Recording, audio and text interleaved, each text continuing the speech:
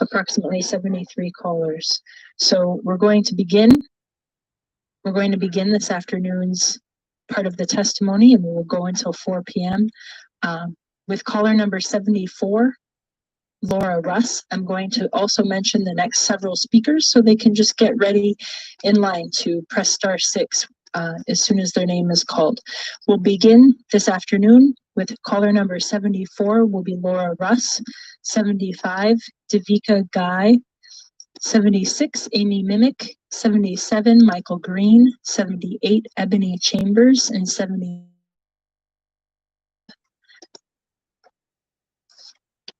We'll go ahead and invite speaker number 74 to press *6. Wait for the recording on your line to say your line is unmuted.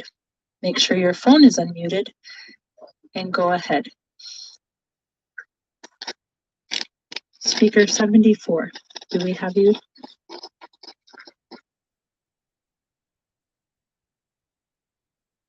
We'll move on for right now. Madam Chair, it appears she is here. I think she may have just muted herself.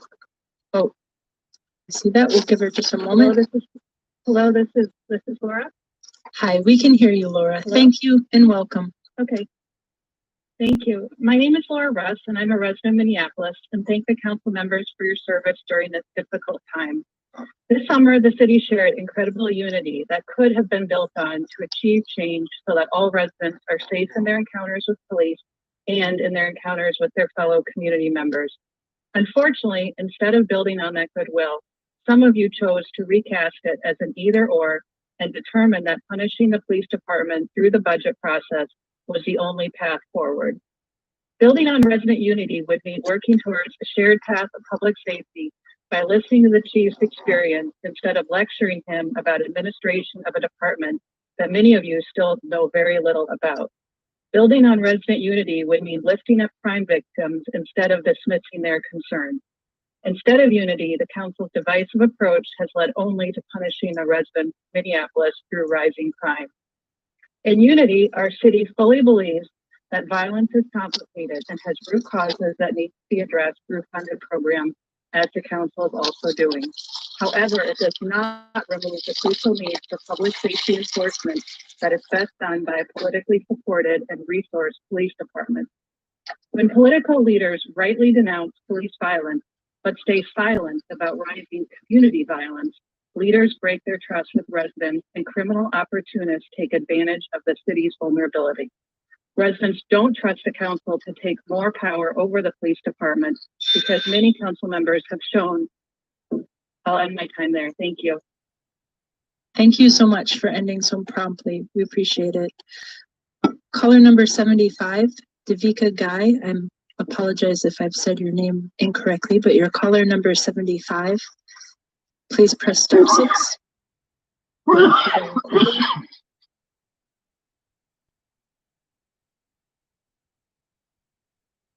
Caller number 75, Devika.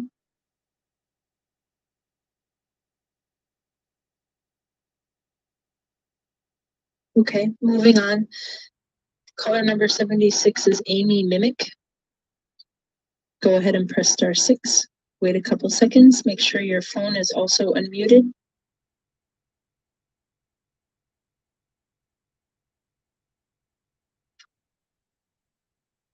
Caller number 77, Michael Green.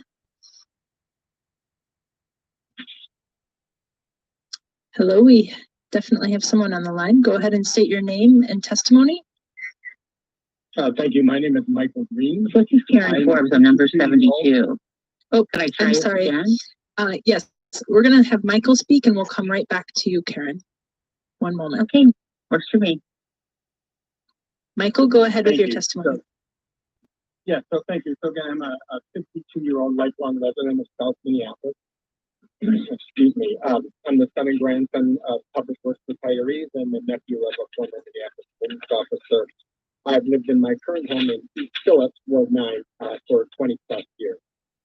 My main belief about government is that it is written at whatever level to provide public safety. Since the destruction of the 3rd precinct in East Lake Street, it seems Minneapolis has become a no rules town. I personally have had 3 thefts of property, twice physically assaulted, and had a gentleman stalk me to my home claiming to be live streaming and encouraging people to burn my house down. In my daily travels to Richfield or the West End or Northeast Minneapolis to do normal life business, I go by the ongoing open air public drug dealing and prostitution locations on Lake Street and Bloomington. It's very distressing. Hazel's story of losing her brother was absolutely heartbreaking. Can hear the suffering in her voice. Regrettably, the data clearly shows that street crime, drug dealing, prostitution, aggressive driving, break-ins, so on and so forth, are far more harmful to the emotional well-being of the public. The behavior and language of some of the council's recent actions, and particularly the $500,000 for the chief, was really an embarrassment. It looked like nickel and diming for political stunts. And at the same time, you blindly slapped a $300,000 overspend approval on the public service. So I didn't understand where the concern and hyperbole over that spend came from. Closing Thank real you. quick, I heard the buzz. I want to see more money for police. I want to see the 3rd precinct up and running. Get Target to do it if you have to. And multi-year, multi-million-dollar spend on data, all organized under one expert. Thank you. Thank you. We're going to move back now to a caller that previously had a bad connection. Caller number 72 is Karen Forbes. Karen, are you on the line?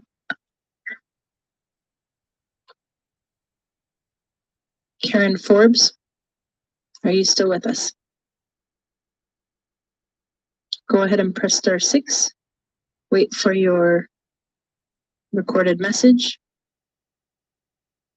There we go. Are you with us again?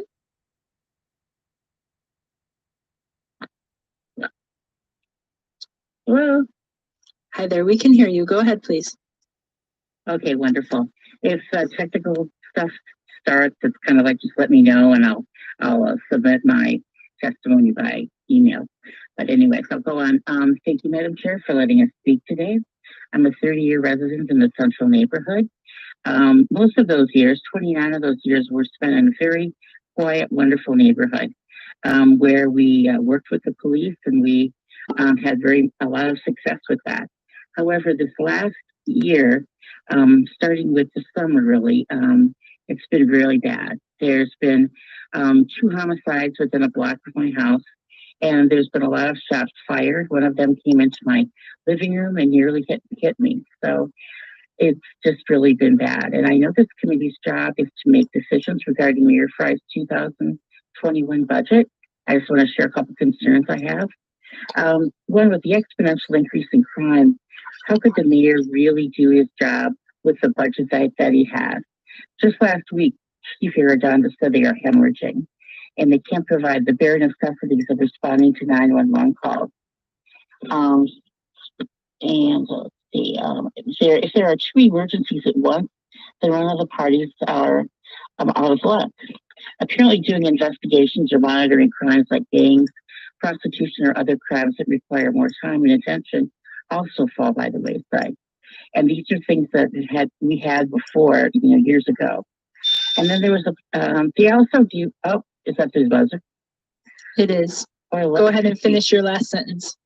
Oh, okay. So I wanted to highlight a story in the paper where a police officer got out of his car and went and sat and talked with some of the children and ended up giving one of them a bike. And I'm thinking this kind of behavior really is going to do what the current the interrupters are wanting to do, which is stop crime before it starts.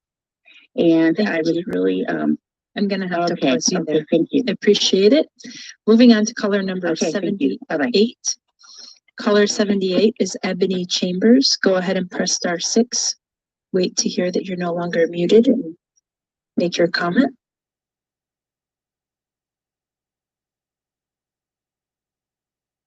Ebony Chambers. I'll put the next 3 or 4 names in queue. It seems that she's left the call. Caller 79, Audria Webb. Caller number 80, Marcy Tollefson. Hello, this is Amy Mimic. I'm number 76, and Yep, go ahead. difficulties. Go ahead. Good afternoon, everybody. My name is Amy, and I've lived in the Fulton neighborhood since 2003. I'm here today as a concerned resident of the city on the crime trends we have been experiencing. These incidents, along with others, generate a feeling of uneasiness and frustration throughout our entire city. I would like to make 3 points regarding police reform and defunding. First, there is always going to be a need for a police force in our city. Second, I agree with the op-ed written by Samuels in the Star Tribune on August 24th. They called for a both-and approach. We need both reform and good cops added to our police force. And lastly, I trust Police Chief Arredondo to continue down the reform path. It is certainly not an easy job and ask for collaboration on your part. Please work together and not against each other. Give him the resources in the room to do his job. As taxpayers, we certainly deserve and demand more police protection than what we're getting. I ask you to please reflect about the numbers for the police budget for 2021 and do what is best for our city. We will continue to watch this budget process unfold, and as registered voters, we will use our voice next year to elect candidates that are aligned with our views. Thank you for your time. Thank you. Next, we have caller 79 in queue, Audria Webb. Go ahead and press *6. Wait for the queue to go ahead and speak.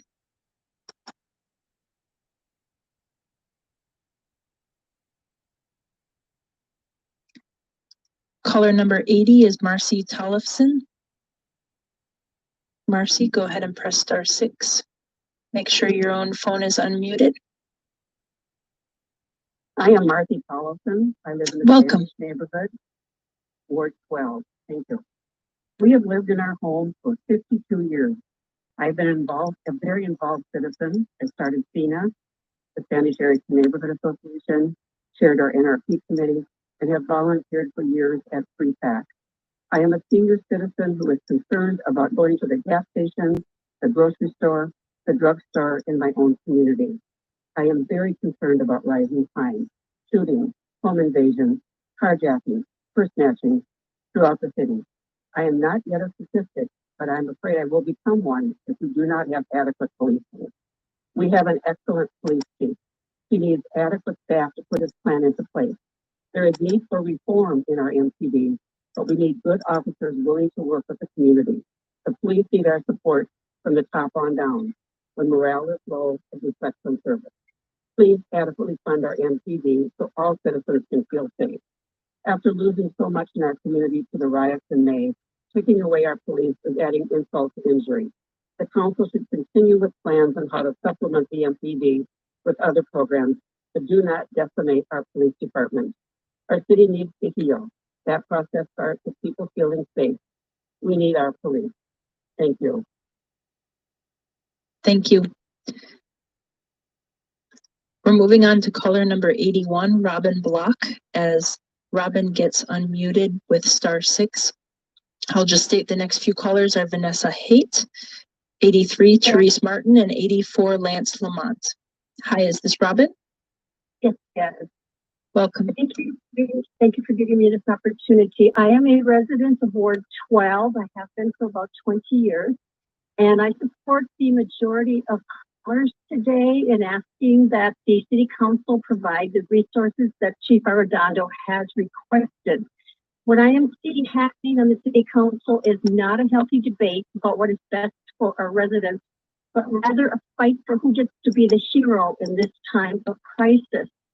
There is a pandemic of crime right now. Some of you are still not about that.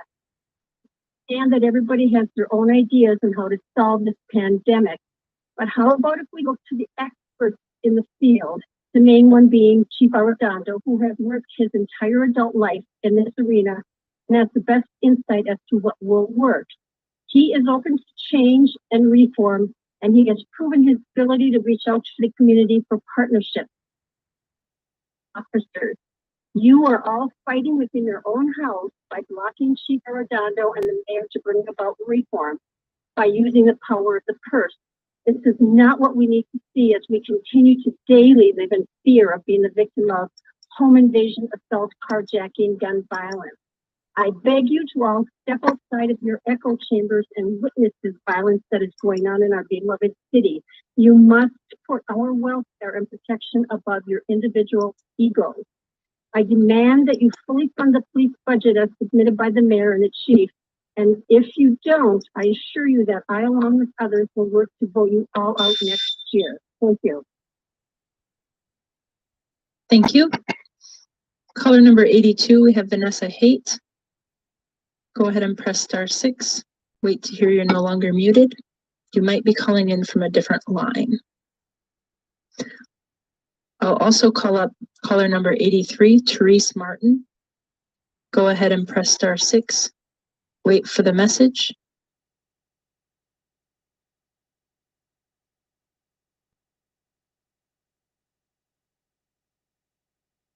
Caller number 84 is Lance Lamont. Go ahead and press *6. Make sure your phone is unmuted. We also don't have Lance's number here on the call. Caller number 85, Sheila Nezhad. Go ahead and press *6. Wait for the recording. Hello. Hello, welcome. Go ahead.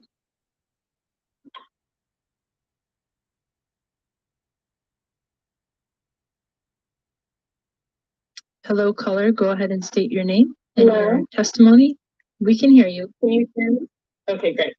My name is Sheila Najad. I'm a resident of Ward 9, and I'm here to support the defunding of the police. I was laying awake in bed last night wondering what I could say to y'all on the anniversary of Jamar Clark's murder that could make you realize that police don't prevent crime. And I'm at a loss of words. I think if a worldwide revolution of the city burning down, if people coming together like never before cannot convince you that we need to try something different, I don't know which of my words could. So I'm going to use the words of someone else. The state killed George Floyd at 46 years old. And let's go back to the state killing Fred Hampton at age 24. So Fred Hampton said, so we always say in the Black Panther Party that they can do anything they want to us. We might not be back. I might be in jail. I might be anywhere. But when I leave, you'll remember I said with the last words on my lips that I am a revolutionary. And you're going to have to keep on saying that.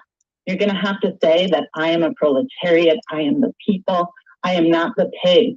You've got to make a distinction. And the people are going to have to attack the pigs. The people are going to have to stand up against the pigs. That's what the Panthers are doing here. That's what the Panthers are doing all over the world. Fred Hampton also said, and this is to you, council members, welcome new council member Osman. Sorry, this is quite a mess for you, but you have a chance to make a stand here. And Fred Hampton said, if you dare to struggle, you dare to win. And if you dare not struggle, then damn it, you don't deserve to win. Thank you. Thank you. Caller number 86 is Anna Schmitz, and as she presses *6 and waits for the recording, I'll list that caller 87 is Jen Antilla, and caller 88 is Jamie Semino. Anna, are you there? I am. Go ahead. Hi, my name is Anna Schmitz, and I'm the community manager at Fairfield Green Cooperative in Ward 1. I'm testifying on behalf of the 99 small businesses and 508 Minneapolis residents who have signed on to an open letter calling on the City Council to form mobile mental health emergency response teams. There are many questions about policing in Minneapolis that are complicated. This is a question that is simple. If someone is nonviolent, unarmed, and experiencing a mental health crisis, who should respond? Over 500 Minneapolis residents and 99 small businesses agree that unarmed mental health professionals, not police, should respond to those calls. Council members Gordon, Fletcher, Bender, Johnson, and Tomasano have already publicly shared that they support the formation of mobile mental health emergency response teams. We sincerely hope that council members Reich, Cunningham, Ellison, Osman, Goodman, Jenkins, Kano, and Schrader will join their colleagues and make this solution a reality in 2021. If you're a Minneapolis resident and support this idea, We urge you to call or email your council members after this hearing to ask them to publicly support this issue. After months of talk, the small business community of Minneapolis is calling on the council to act by funding the creation of mobile mental health emergency response teams in 2021. Thank you. Thank you. Caller number 87, Jen Antilla. Go ahead and press *6. Hi. Hi, welcome. Hi. Nice to hear you. I'm concerned that more Black and brown bodies will become a statistic without reform. When you allocate budget to the chief, you allocate budget to the federation. And I'll end with these until my time is done. George Floyd, Jasper Booth, Mario Benjamin, Travis Jordan, Herman Levin Jr., Justine Dane, Raul Marquez Heraldic, Dumar Clark, Terrence Franklin, Delton Crawford, David Smith, Ahmed Ouellette, Quincy Smith, Tommy Baker, Wayne Reyes, Dominic Felder, Kwong, Ricky Redine, Benjamin De Coteau, Courtney Williams, Lorenzo Dobie, Raymond Siegler, Walter Collins, Anthony Williams, Eric Netter, Christopher Burns, Martha Donald, Abu Delani, Abdullah Simmons Mohammed, Ephraim Pompad Paz, Demetrius Sessler, Alfred Sanders, Barbara Snyder, Sean Cade. Say their names. Thank you.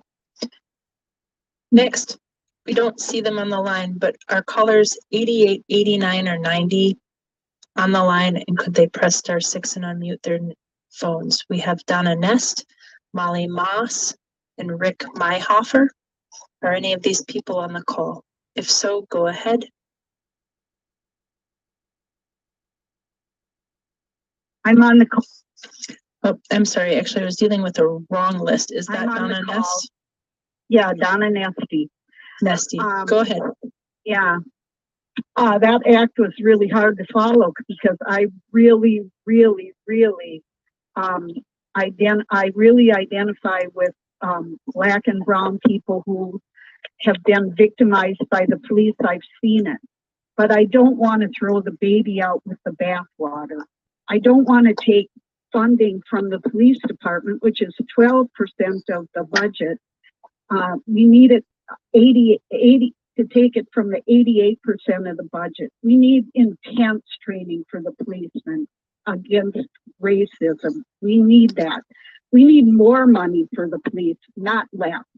And I am just very disappointed with our council that their ideology is overruling practicality, where we've had 74 homicides and 500 people shot, countless carjackings, and we have made our communities unsafe. And to those who say, well, the police come after all this happens, well, isn't it a coincidence that while the council is gazing at their navel, trying to figure out ways to better the police department, crime has grown exponentially. So I think seeing a squad in your neighborhood does sort of lessen the crime. And as far as criminalizing people, well, I think carjacking, murder, all of that stuff is criminal behavior. So I say support our police chief and our mayor's budget. Thank you. Bye. Thank you for your testimony. I'm just going to go back and call 3 names that we don't see logged into the call, but just in case, caller 88, Jamie Semino, 89, Corey Harrison, 90, David Mann. Are any of you on the line? Go ahead and press *6. Wait for the recording.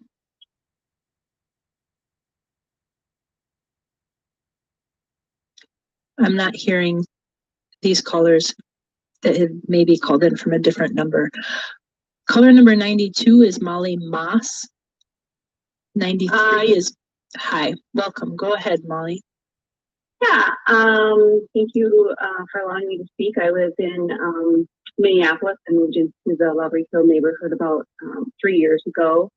And I, like almost all the other callers that you've had today, I'm just really worried about all the crime that's happening in Minneapolis, and especially violent crime with these carjackings. They're not just stealing people's cars, they're assaulting them. And it really seems like it's affecting the elderly and older people and frail people more than anyone else. These people are already most vulnerable now because of COVID. And one of the things that they can still do, you know, is to get outside, and now they can't do that. And a lot of them are afraid to get outside. And I'm not older yet, but I still worry for my safety too. I think, you know, the idea of withholding funds from the Minneapolis Police Department is somehow the idea is that you're punishing the police department for one or two bad officers, when that's not the way it works. When you withhold funds from them, you're punishing the people of Minneapolis that just want to be safe. We know that if a school was performing poorly, you don't withhold funds. That means they need more funds. In fact, withholding funds from the police department is probably what led them to have officers that were untrained and overstressed and react poorly to situations. So thank you. I really hope thanks for your testimony. Thank you. Caller number 93, Rick Myhofer. I understand you're on the line. Go ahead and press *6. Wait for the recording.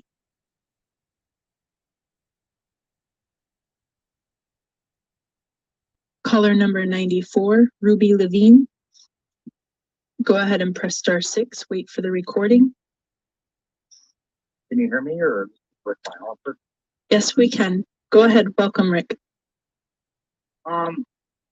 I'm different from most of the people on here. I've served 21 years, 6 months, and 6 days in prison. When the city council had mentioned that they were going to defund the police, I mean, you have gangs moving here from all over this nation. Most of these carjackings and stuff like that is gang initiation. And the more violent you are, the better. A gang doesn't want you if you're not violent. To defund the police is lunacy. I mean, I can't carry a gun because I have 13 felonies. I was 15 years old when I went into prison. I have almost 22 years in. Every one of the city council members, in my opinion, should be removed. I mean, this is pure lunacy. And a felon is telling you this, of all people.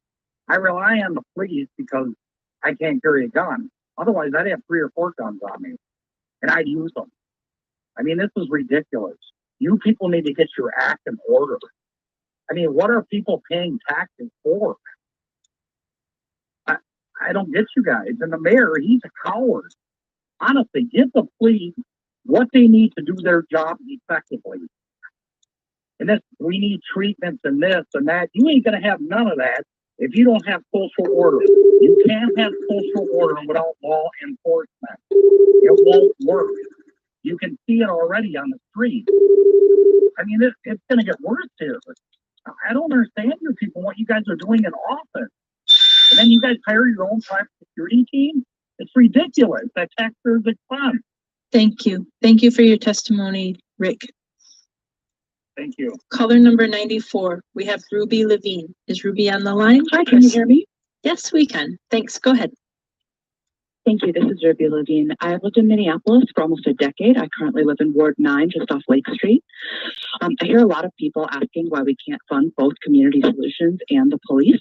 This is because the police make our neighborhoods less safe. No money has been taken away from the police at this point. The police have had an opportunity over the summer and fall to show that they are serious about keeping our community safe from the surge of crime other people on this call have described. They have withdrawn from their responsibilities, specifically in my community and over north. because they are upset that people don't like that they regularly kill people. Please remember that the police are a flashpoint because they killed George Floyd, Justine Demond, Jamar Clark, Philando Castillo, Song Lee, and many others.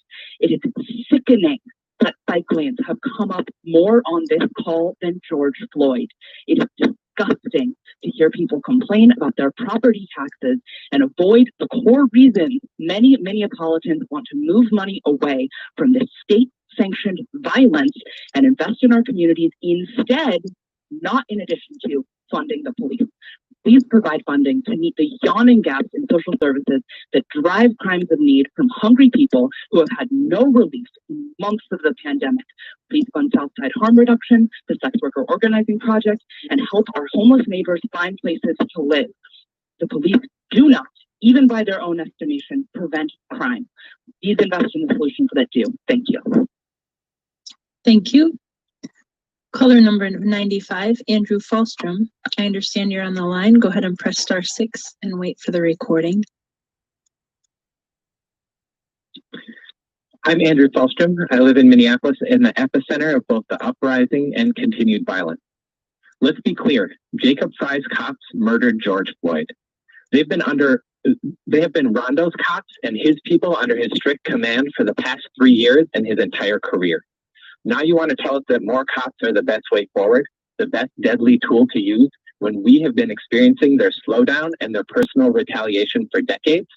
We all deserve safety, but let's also be clear that for decades, this city has prioritized the safety and given deference to business as usual and the overwhelming and constant violence of speculating real estate developers, of extracting corporations, of landlords and bosses, of owning class people of all colors, but especially and most deadly, the comfort of white homeowners.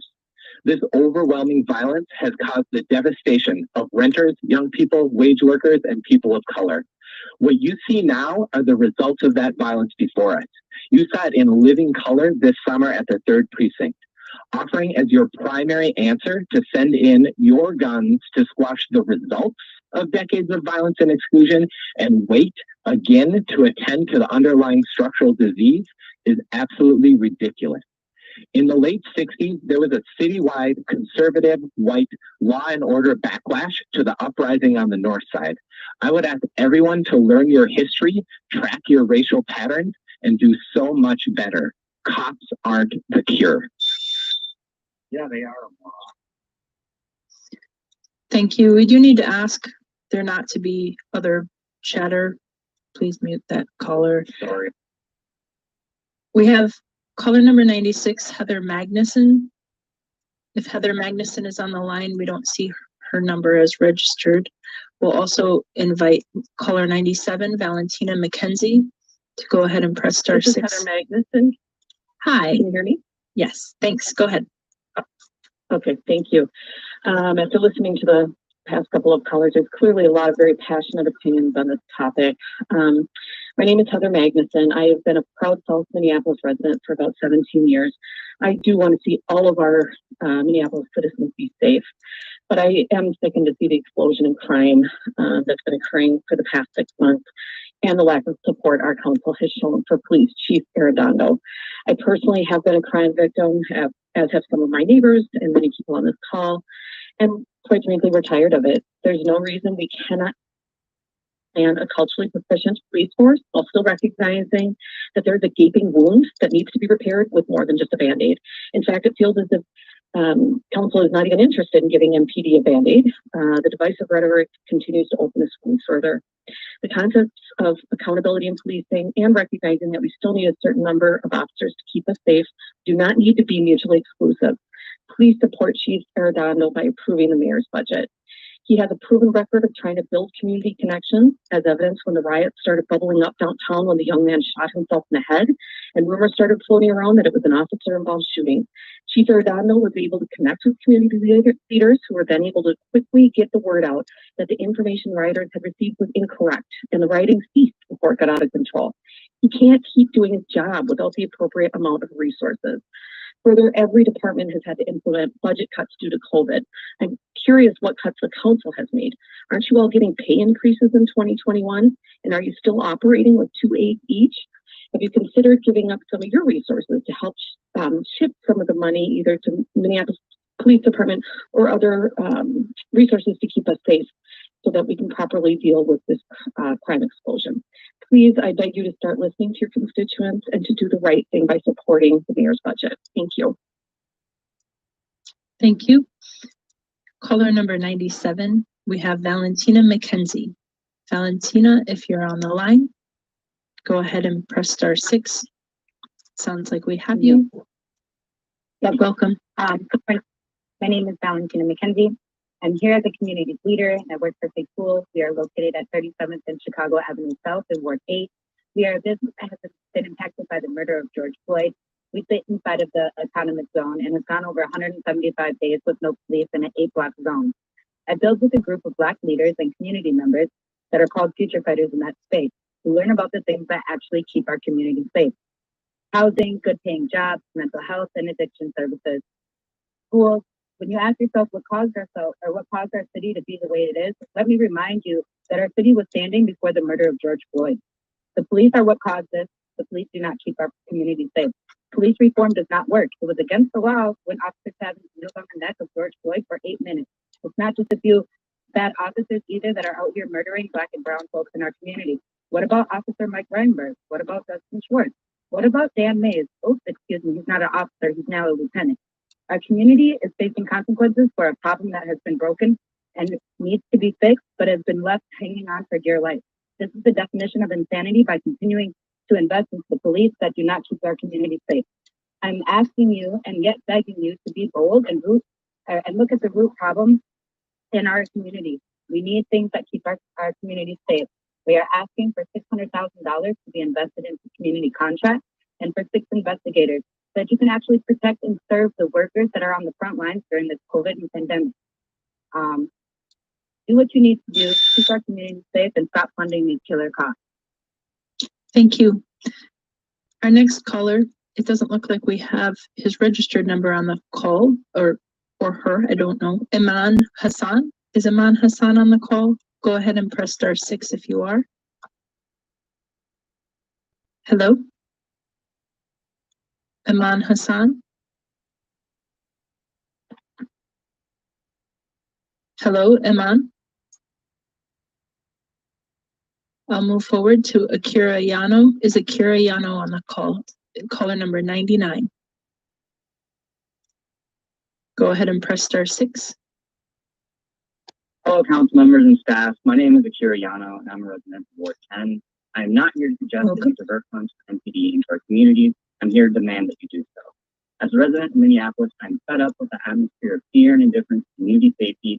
The actions taken by NPD reflect and uphold. Police do not prevent crime. They respond to it after it already happens at best and criminalize and kill innocent people at worst. I do not support any of Mayor Fry's finalist recommendations for the following: $230,000 for the early intervention system. There's a waste of money to invest in a program that relies on police being the ones to punish police. Worse, to expand the department's overall budget, which we know NPD can direct as it chooses, and they've already shown who they feel accountable to themselves, not our community. $400,000 to $503,000 investment in new recruitment checks. In the current social climate, where white supremacist violence is being emboldened by highest levels of government, who do you think is likely to apply? There's a recent FBI report, not that the FBI is any better, that shows a pattern of white supremacists infiltrating police departments across the country. The amount and degree of violence with protesters over the summer alone is enough evidence that NPD is no stranger to those affiliations. We cannot create a pathway for more violence to be enacted upon Minneapolis residents. Through Fry's proposal, NPD is due to shift an additional $5 million towards overtime on top of $3.5 million. I at least hope they plan to buy some match that money, considering hardly any of them wore any the other week when they trapped protesters on I-94 as they're trying to leave and spend hours arresting them one by one. Great use of taxpayer money there. With reduction in response times and general interaction with the public, such as barricading themselves in precincts, there really is no need to expand police overtime expenses. I want you to cut these from the proposed budget and make deeper cuts in NPD's proposed budget and fund things such as efforts to combat COVID. In what world does Thank you. Thank you. 50 over 7 times? Thank you, Akira. We appreciate your testimony. We have to move on now to caller number 100, Daniel Magnuson. Daniel Magnuson, go ahead and press *6. Wait for the recording. Can you hear me? We can hear you. Welcome. Go ahead and state your name and testimony. Yep. So good afternoon. My name is Daniel Magnuson, resident of Northrop neighborhood of 17 years and teacher for Minneapolis Public Schools. In a conversation with Lieutenant Sean McGinty of the 3rd Precinct, I learned how MPD had lost $8 million from its budget in response to the COVID crisis. Now, yes, all departments had to take a hit to their budgets, but $8 million was cut from MPD. As Chief Arredondo explained, he's not sitting on a treasure chest of additional funds over there. MPD had no choice but to eliminate a number of proactive police strategies in response to that cut. Targeted patrols, beat officers at high crime areas, gone. Undercover operations, gone. Problem property units, gone. Homeless outreach team, gone. Community engagement, gone. Then the summer of 2020 arrived, bringing with it unprecedented crime. My concern is, why is no one talking about this $8 million loss and its correlation to our present situation? The COVID emergency gave us a taste of what defunding MPD would look like, and the picture has been grim. We need to restore, not take away from MPD's budget, so MPD can, number one, fulfill their mission of public safety, and number two, adopt initiatives to further our shared vision for a more efficient, responsive, and culturally proficient police force. It will take more resources, not less. Thank you. Thank you. The next speaker listed on the call, we're waiting for an interpreter for. We're going to skip ahead to caller 103, Munira Mohammed. Munira, are you on the line? Can you hear me? Yes, we can. Go ahead. Hello, I'm on the line. Can you hear me? Yes, we can. Is this Munira? Yes, this is. Go ahead. Thank you so much. Good afternoon to the council members and public viewers. As the council looks towards marking of the 2021 budget, I'd urge you to keep the people of the city in mind and rethink what public safety looks like. George Floyd's killing and subsequent protests have shown that there is a great need for systemic change and that public safety is so much more than law enforcement. It's about racial justice and ensuring civil liberty protections for all people. We would strongly urge the council to reallocate money into non-police mental health services so that trained mental health and substance abuse specialists respond to appropriate 911 calls instead of police who have no training and are likely to escalate. We also encourage implementing the reporting shift recommendations from the 911 and PD working group, such as moving property damage and theft reporting to 311 and having city staff deal with traffic and parking issues.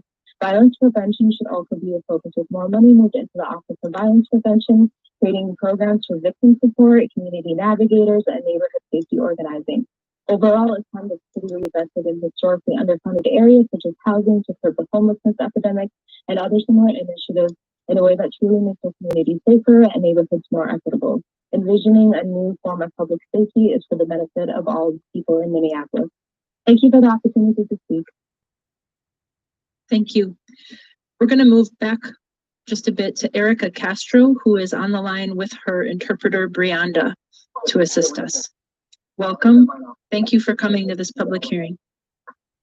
Okay, thank you. We're here. We're doing a little bit of technical miracle to make interpretation work over Zoom, so we appreciate your patience. Thank you.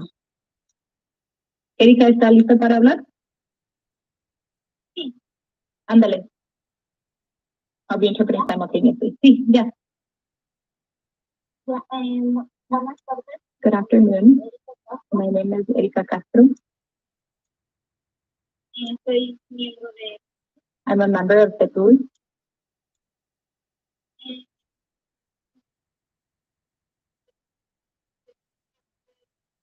Third office. I want the city council to invest the funds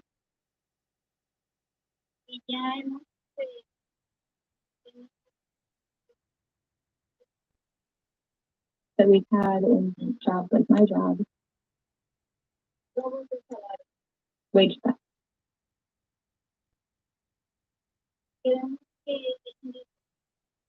We want them to invest more investigators into labor violations.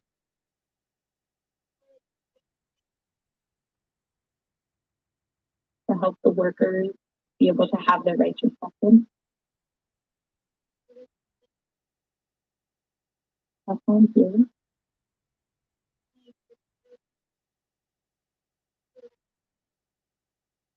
To support the funding going to community organizations.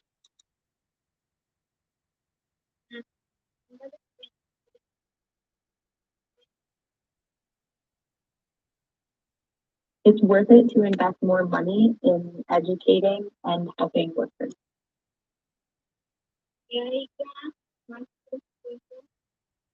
There should be more money in the budget.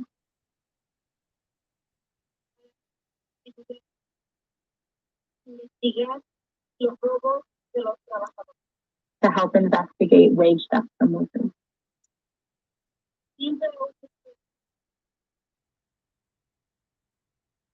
There has always been wage theft and nothing has been done about it.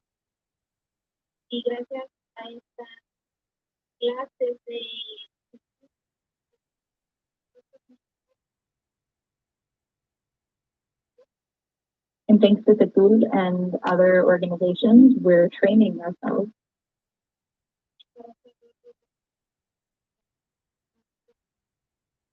so that workers can know our rights.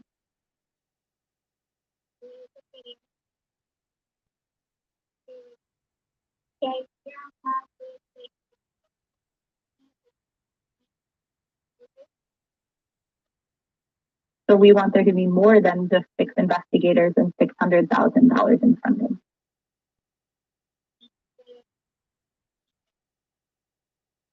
For education and community outreach.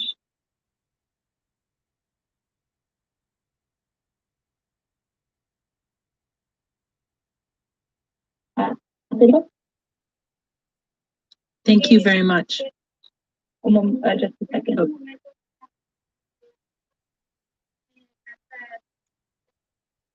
This is our most reality right now with the pandemic.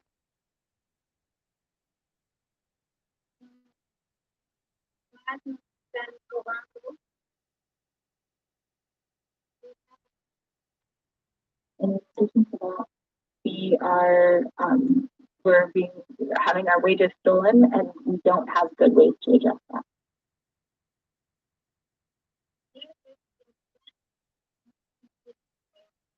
And the education that we get in organizations like this is helping us. Thank you. Brianda, we have to wrap up now.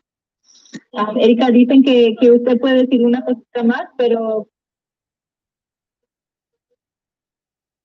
So that's what I came to say is that they should help all of us. Thank you so much. Thank you. Muchas gracias, Erika. Thank you, Erica Castro, and thank you, Brianda. Take care. The next caller we have in queue is caller number 104, Evan Nothman. We don't see his registered number on the line. Evan, if you're there, could you press *6?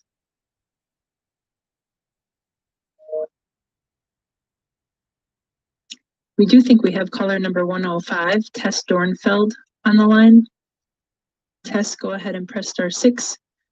Wait until it says you're no longer muted.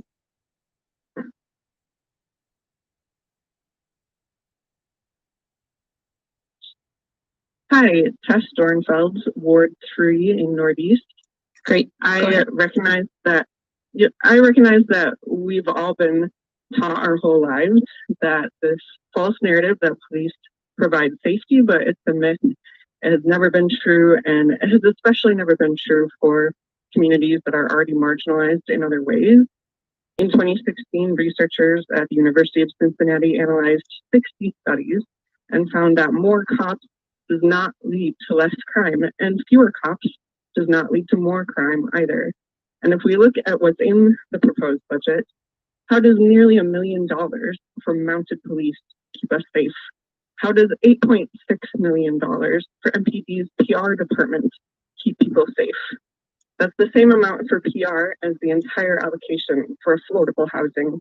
I don't think anyone in the city would say that represents our priorities. I want you all to remember that you've heard from a few dozen people today who are in a position to participate by this means, There have been thousands of us in the streets over the summer and this month demanding alternatives to this failed system of policing. And that starts with moving this excessive funding from the MPD budget to the things that our communities really need. Besides affordable housing, we also need funding for tenant navigators, unarmed public health emergency response programs that are fully separate from MPD like COPE, and permanent funding for the recast program, among other things. Thanks. Thank you. Next, we have Jasmine Sanchez. I don't think we have the registered number on the call, but go ahead and press *6 if you're there. Jasmine. The next few callers are as such. Caller 107, Carissa Stotts. 108, Shelby Thomason. 109, D.A. Bullock. 110, Amanda Dobbs. Caller 106, Jasmine, are you on the line? Press *6. How about caller 107, Carissa Stotts? Yes, my name is Carissa Stotts. I live in Ward 6. I'm using my time today to share testimony from a BIPOC community member who couldn't be here. Good morning, council members. My name is Devika and I live in Ward 9. I am disgusted by this secret deal to give the cops more money and so profoundly disappointed that my own council member was one of the yes votes on this decision. I know my time is short, so I will very briefly tell you about one of my many recent experiences with MPD. 2 Saturdays ago, my partner and I were awoken at night by those familiar flashing red and blue lights coming through our window. We got out of bed, stepped outside, and saw a young black man who had been pulled over outside our house by 5 squad cars. So 10 police officers had pulled over this one person. The person was not resisting in any way. He was following all the instructions and just kept repeating, "Please, I don't want to get shot. I don't want to get shot. Please, I'll do what you say. Just don't shoot me, man." These 10 cops pulled him out of his car, searched his car without a warrant, all of his belongings from his car into the street. After an hour of this nonsense, they had not found a single incriminating thing and could not come up with a reason to arrest him. So they had his car towed away instead. When he asked why the car was being towed, they said it was because it had bald tires. And that is why 10 police officers had pulled over this black man for bald tires. Are you kidding me? When the whole ordeal was over, this man confided to us that he had lost his job due to COVID months ago and had just finally gotten a new job. He did not have enough money to get his car out of the Thank you. yard, but without his car, he would not be able to get to work on it. Thank you. We need to go ahead. Caller number 108 is Shelby Thomason. Go ahead and press *6. We don't see your registered number on the call. Shelby, are you there? Can you hear me? Yes. Welcome. Hi. Thank you. Hi, my name is Shelby Thompson and I'm an ICU nurse in Minneapolis. It's a disgrace that the council has voted to expand the police budget despite months of the community showing you that we do not want our money to be thrown away on police. We are in the middle of a public health emergency. A pandemic is racing through our population and yet people are still being forced to go to work in order to pay their rent. Temperatures are dipping below freezing and people are forced to live in tents and risk severe frostbite. But instead of funding direct economic relief or public housing, you are considering putting even more money towards police. Someone prior to me said that we need to trust MPD. We have trusted them for over 100 years, and yet here we are. They don't stop crime, they react to it. Or worse, they cause it. What stops crime is funding housing and making sure people have what they need. And speaking of needs, earlier Pam said that we need to stop funding quote unquote nice to have and need to have. Putting money towards a public health crisis is a need to have. Public housing is a need to have. Funding the police that you want in downtown so you can feel safe going to a restaurant in a pandemic is a nice to have. I am disappointed and I hope you all on the council have the foresight to fix this choice, especially Councilwoman Andrea Jenkins, who represents me and my neighbors in Ward 8. And lastly, for everyone who has said they are afraid to walk their dogs or go grocery shopping because of crime, I have lived here for the past 10 years and those claims of being scared are ludicrous. These people aren't scared of crime. They're afraid of black and brown folks. So personally, I would advise against taking the opinions of people so blatantly racist seriously. Thank you. You're welcome. Caller number 109 is D.A. Bullock. D.A. Bullock, are you on the line? Go ahead and press *6. Wait until you're no longer muted.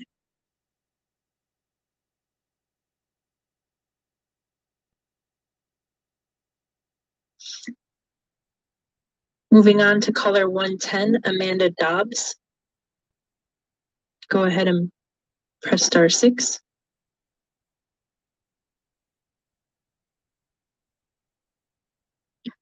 I have lived north side in Ward 4 for over 15 years. I wouldn't want to live anywhere else. I have the best neighbors. We take care of each other. As you make decisions about the budget, I beg you to please look at the data and fund strategies based on data, not feelings. I repeat, please look at the data and fund strategies based on data and not feelings. Thank you. Thank you. That was Amanda Dobbs. Just confirming that. Caller number 111 is Allison Olson Cox. Allison, if you're on the line, go ahead and press *6.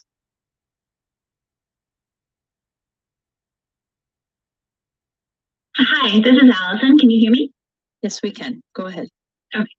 Hi, my name is Allison Olson Cox. I'm the managing attorney of the Immigration Law Project at Minnesota Legal Aid. MMLA has been serving low-income and vulnerable residents of primarily Hennepin County for over 100 years, and the Immigration Law Project has been a piece of that for now over 20 years. We are located in Ward 3. I'm with you today because we would like to receive a portion of the budget allocated for immigration legal and social services. When the city increased the budget for these services in 2020, we were allocated a portion to represent Minneapolis residents in their immigration cases, as well as offer immigration education to city residents.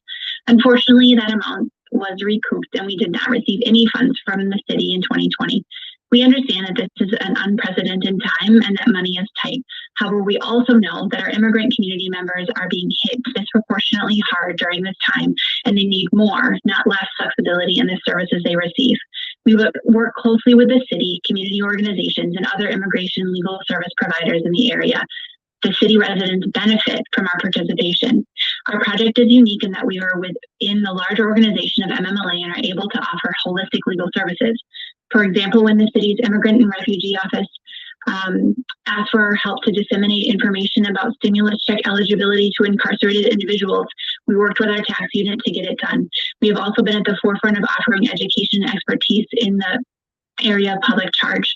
We have done this in the past year without funding, and think of what we could do with funding. Please include us in the allocation for immigration legal services in the 2021 budget. Thank you. We need to Minneapolis. Go ahead and move on as we heard the buzzer. Thank you. Our next speaker is caller number 112, Cynthia Sarver. I also want to note to listeners that I'm going to be temporarily transitioning my chair of the meeting over to Councilmember Fletcher, the Vice Chair of Budget Committee, for a little while here. Cynthia, are you on the call? Go ahead and press *6.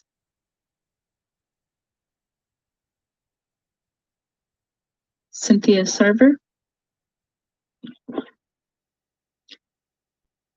Not hearing Cynthia. Caller 113, Cecil Smith. If you're on the call, press *6. Caller 114, Michael Lindsay. Hello. Hello, is this Michael Lindsay? No, this is Cecil Smith. Go ahead, Cecil. Welcome. I was once a young man and recent immigrant living at Franklin, Chicago in 1995. The MPD was not trusted at that time because they appeared indifferent to the misery in our community. In 2008, I re-engaged with the police because of the drugs and gang violence I was dealing with as a property owner and leader in Ventura Village. It was a rocky start and it took years to establish trust, but I did encounter officers who cared about our community. They listened to community concerns, especially from our BIPOC members. I watched them closely work with Somali and Latinx business owners so that their customers felt safer coming to their establishment. It was long, hard, and difficult work, but every year our community got better. George Floyd's killing and the events that followed, including your own actions, have left a trail of tears and devastation. My trust in the MPD was dealt a severe blow. There was no public safety for George Floyd and many others since, and to this day we watch, struggling to see it being restored. My own experience of this included being attacked and physically assaulted, calling 911 and having that operator tell me while my attacker was on top of me that no police officer was available. Thankfully, I'm here to tell my story. Our police department and our state laws need reform. We also need leadership that prioritizes public safety, especially when an officer is present. You have a big challenge, but the path you've started down gives me no confidence that we will realize a sense of safety in our city. But from my nearly 30 years in the city, I know this. We do not have enough officers to restore public safety in our city, and only you can resolve that challenge. Please support the mayor's budget. Thank you, Cecil. Next up is Michael Lindsay. Michael, you can press *6 and unmute. And after Michael is Stephen Bullard, number 116, David Wang, and number 117, Carol Flynn. Go ahead, Michael.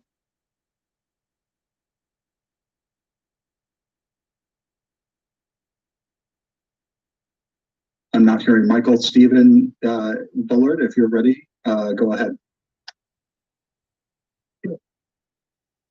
My name is Stephen Bullard. Bender, Cunningham, Ellison, Fletcher, Gordon, Schroeder.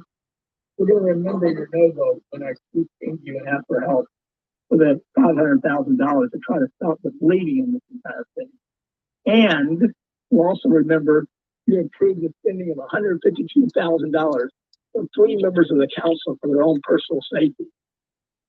So you neglected the entire city, and yet you spent taxpayer money to provide safety to 3 people. The council's demonizing of the entire police force has emboldened the criminals and exposed our families to violence. Personally, our car got stolen out of the garage, and our neighbors got 2 cars stolen out of the garage at gunpoint. Support this police chief and fully fund the police in this budget. And be ready to allocate more to put more police on the street to squelch this crime speed society. This is common sense. Thank you. Thank you for your testimony. Next up is caller 116, David Wang.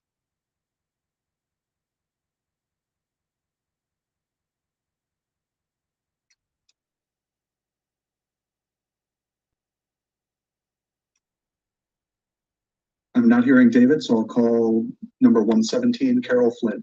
You can hit *6 to unmute.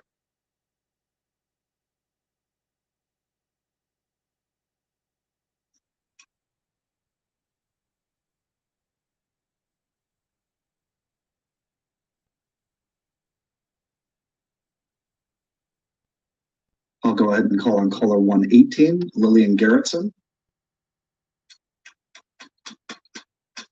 If you're on the line, you can hit *6 to unmute and proceed with your testimony.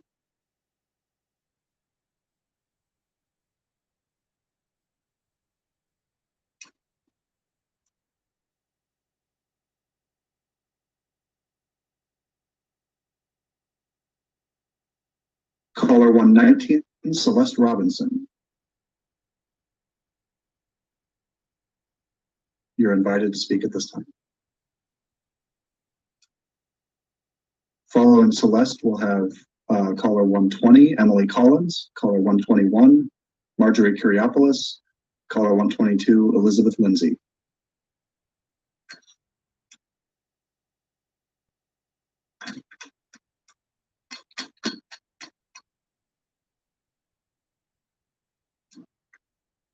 I'm not hearing caller 119, so, oh. I'm just speaking on behalf of David Wong. He is not able to get into the meeting, so he's trying to get here. I wonder if there's a tech problem, given that so many people haven't been able to speak. We have a number of people who weren't able to stay on the call this long as well, so we do have some drop off, but I'll ask the clerk to work with this caller to try to get David Wong access to the call. And in the meantime, I'll call on Emily Collins, caller 120.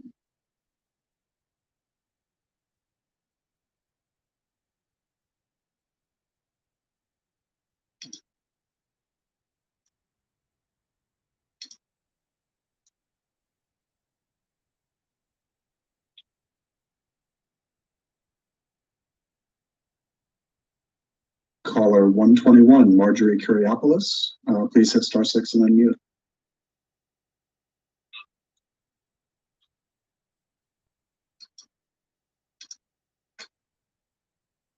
Hello? Can you hear me? I can. Welcome. Okay. Thank you. My name is Marjorie Kuriopoulos. You probably know my name by now. I'm a Greek American. I'm retired, and I live in Ward 11. And I've lived here for 20 years. I'm not a wealthy homeowner. I'm just a single parent and a grandparent. My grandson is 16 years old. He's mixed race, and I worry about him every day now that he's driving. And on Memorial Day, we were shocked and in awe. I always believed he was safe in South Minneapolis, a diverse community, but that is a distant memory. And now suddenly, with all of the carjackings, the armed robberies, and destruction in Uptown, I am also worried about my own safety every day. Like others, I canceled the dentist appointment today because it's on Chicago and 44th. And I'm here instead. Because I am one of those people who is vulnerable to this kind of violence. So I thank you for listening to all of those other people here in Minneapolis, and I want to let you know that I support the current budget that the mayor has put together, because it's already 14 million less than last year's budget, given the situation. So I wanted to also say that I also support, obviously, radical reform. I also trust the police chief, Arredondo, with his personal and professional experience to continue down that reform path. It's a difficult job, and collaborating with him instead of berating him can go a long way. I'm just really kind of embarrassed. Is that the buzzer? It is, yes. Thank you for your testimony. Okay. I did send everything in writing, so you should have my full notes in writing, but just to say, Excellent. It's not an easy situation. And thank you for providing your testimony in writing as well. We appreciate that. We'll move on to Elizabeth Lindsay, who it looks like might not be on the line. So I'll go ahead and also call on Ryan Bandy. Caller 123. David Wong. Oh, hi, David. Great. We can, yes, we'll go back to 116. David Wong, I'm glad you're able to get on. Please go ahead. Hey, everyone. My name is David, and I live in Ward 6 in Ontario Village. I'm probably the first Ward 6 caller in this meeting. I'm hearing all this testimony today, and it's pretty clear that community safety is priority number one on everyone. I'm torn. I'm torn because it seems like a good number of people are conveniently forgetting that the police have hurt and killed Black and brown communities. People are conveniently forgetting that Jamar Clark was murdered by the police 5 years ago yesterday. They're conveniently forgetting that the police tore down unsheltered community members' homes, destroyed medic tents, and targeted medics during the uprising. And just 2 weeks ago, pepper sprayed residents in Cedar Riverside who were watching the protests go down on I-94. To Councilmember Osmond, you're absolutely right. Our ward is court hurting, but I do want you to think about one number. Today it's $900,000, which is the amount that funds the Minneapolis Mounted Police. I was driving through downtown a couple Wednesday evenings ago and encountered a group of cops on horses staring down at me, and I felt both anger and fear because people have been scared into thinking that intimidating the hell out of a resident is going to keep us safe. Spending 6, 7, 8 hours of overtime pay, trapping protesters on the highway, not keep us safe. Spending resources pepper spraying your constituents and exposing them to COVID because cops weren't wearing masks and not keep us safe. Thank you for your testimony. How many Phillips neighborhood clinics could be funded with $900,000? Thank you. Thank you, Mr. Wong. I will call now on caller 124, Carrie McGuire.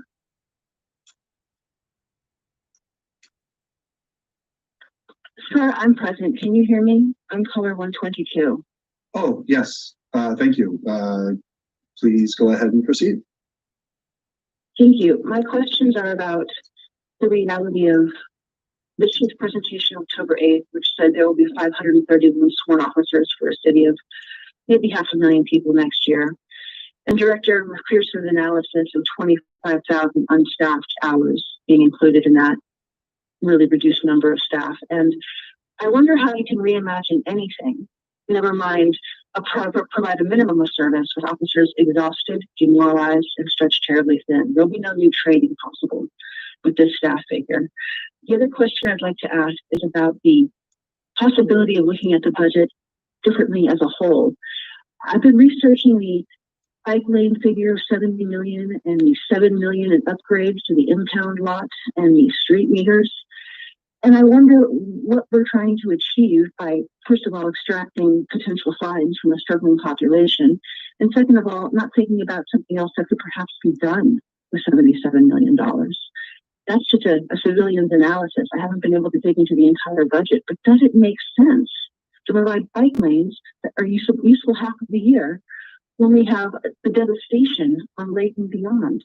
Couldn't that money be applied to perhaps a group bid for demolition and rebuilding for our struggling business owners and employers? That's what I'm asking. Thank you for your time. Thank you for your testimony. I'll call again on number 124, Carrie McGuire. If you're present, please hit *6 and unmute. Thank you. Can you hear me? Yes, welcome. Okay, thank you very much for your time. My name is Carrie McGuire. I'm a resident of Ward 3. I am also an attorney with the Immigrant Law Center of Minnesota, and I'm calling to make a comment to consider please creating funding and increasing funding to our non-citizen communities. Much like Ms. Cox at MMLA, as an attorney at ILCM, I work with a number of Minneapolis residents who are going through removal proceedings, which is deportation. What many people don't know is that there is no public defender in the deportation system, and unrepresented people are are unlikely to be released from ICE custody. If they are represented, they're 4 times more likely to be released from ICE custody and 2 times more likely to be able to remain in this country ultimately at the end of their case. There are a large number of immigrants in the Minneapolis community, and I want to highlight one client of mine who 16 years ago was convicted of theft as a young refugee Black man who was in the wrong place at the wrong time. His involvement was very questionable. ICE decided to hold him for 6 months, even though he clearly had the right to remain in this country. And so something as small as what someone might consider a theft conviction can result in someone being separated from their family for a minimum of 6 months, unable to support their wife, children, and drive their elderly parents around.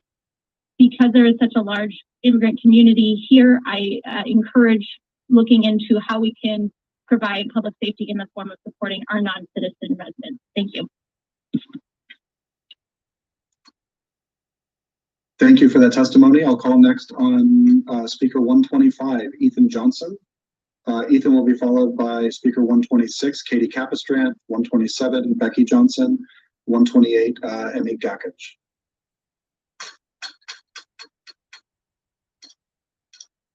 Hello, this is Ethan Johnson. Can you hear me? I can. Welcome. Thank you. Again, my name is Ethan Johnson. I live in the East Harriet neighborhood. Grew up in Minneapolis, nearby in the Kingfield neighborhood. Have lived in Minneapolis my entire life, with the exception of going out of state for college.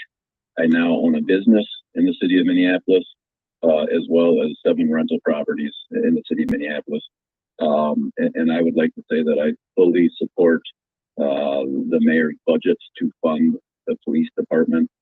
I disagree wholly with the notion of defunding the police department, although I absolutely agree with making changes to the police department and really demoralizing all the good police officers that are out there is doing so much damage to our city, as we're seeing this the huge uptick in crime.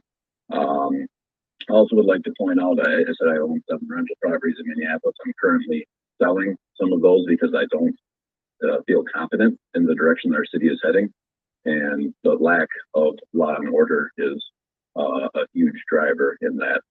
Also, we're pointing out my wife does not feel safe going on walks with our daughter any longer in the city.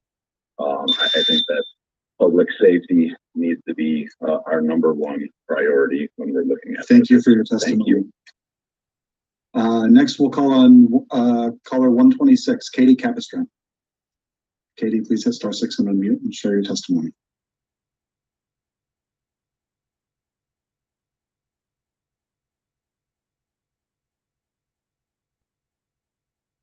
I'm not hearing Katie, so I'll call on 127, Becky Johnson.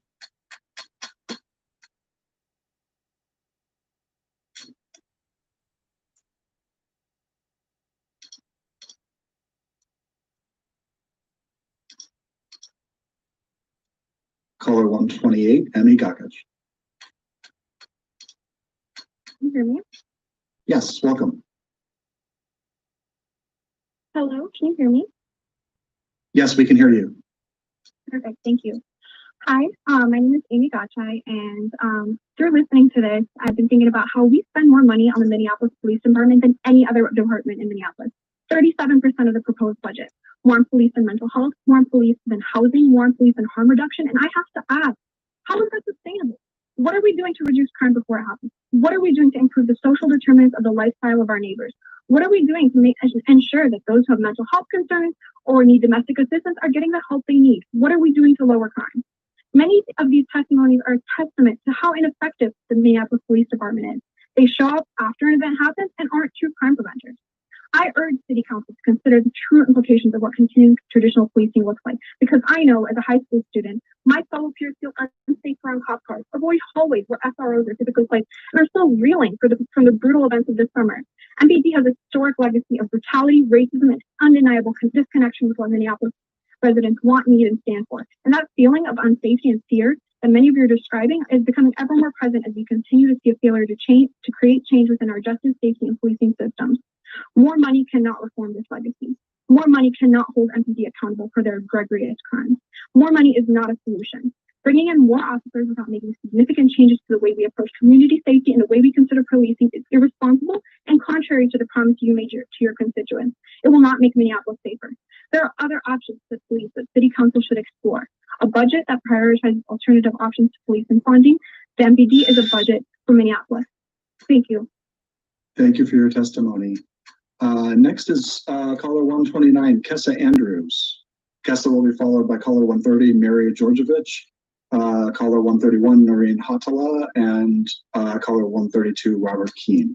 Go ahead, Kessa. Hi, can you hear me? Yes. Okay, great, thank you. My name is Kessa and I live in the Lindale neighborhood. I believe we should all be able to feel safe in our communities, no matter the color of our skin, our zip code, or what's in our wallets. Right now, everyone recognizes our status quo system of public safety isn't working.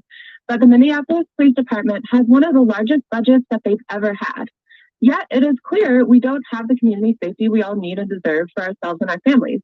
I and many people I know are not comfortable calling the police because their responses often escalate situations and have led to the death of Minneapolis residents like George Floyd and the harassment of so many people. And we know that the Minneapolis Police Department has currently slowed response times to try to stoke fear so that they can maintain their power and try to prove that they need more funding. Police departments have done this in city after city when the residents call for accountability.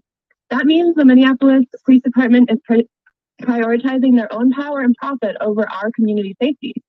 I believe we can and should have trained people we can call, but the Minneapolis Police Department has demonstrated that they are not up to the task. Throughout my life, and when I worked in a restorative justice program, I have seen how the police response for situations like mental health crises, people struggling with addiction, shoplifting, traffic stops, you name it, often make these situations so much worse. I heard time and again how someone had the support they needed. They wouldn't have felt backed into a corner to steal or use drugs, etc. in the first place. In my experience of speaking with people charged with felonies and misdemeanors, when we actually support people to be the best community members they can be, they will rise to the occasion. That's why we need to increase funds for programs such as mental health responders and support all Minneapolis residents through housing, education, and rehabilitation. Thank you. Thank you very much. Next is 130, Mary Georgievich. Hello. Hello. Please state your name and testimony for the record. Good afternoon. My name is Mary Georgievich. I am a resident of Ward 2, and I love that I have many immigrant neighbors and friends in Minneapolis and the surrounding areas. Also, like Ms. Cox of MMLA and Ms. McGuire of ILCM, I'm an immigration attorney at the Immigrant Law Center of Minnesota. I hope that the Minneapolis budget for 2021 will continue to support efforts to keep Minneapolis families together. Minneapolis, like more than 2 dozen other communities across the country, supports legal representation for immigrants and refugee residents. This partnership between Minneapolis city government and nonprofit legal assistance providers is a model for public-private partnerships. Minneapolis has more than 65,000 immigrant residents, and because of advocacy by ILCM, hundreds have become citizens in the last year. Nearly 19,000 residents of Minneapolis live with at least one family member who is undocumented. And this week, we at ILCM received notice of at least 3 new lawful permanent residents. This funding is vital to ensuring families are able to live together safely in Minneapolis, and I hope to see it increase more people. Thank you.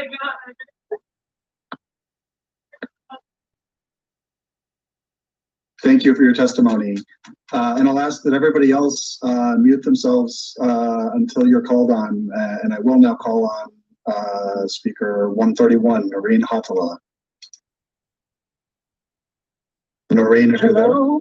Hello, welcome. Hello, can you hear me? Yes, Noreen, we can hear you. Please state your name and testimony for the record. Hello, my name is Noreen Hautala, and I am calling to encourage all the rest of the citizens in Minneapolis to remember to compare what we're doing this year in 2020 with like 1995 and 1996, when the murder rate was twice what it is this year. It was like about 100 people were killed in those years.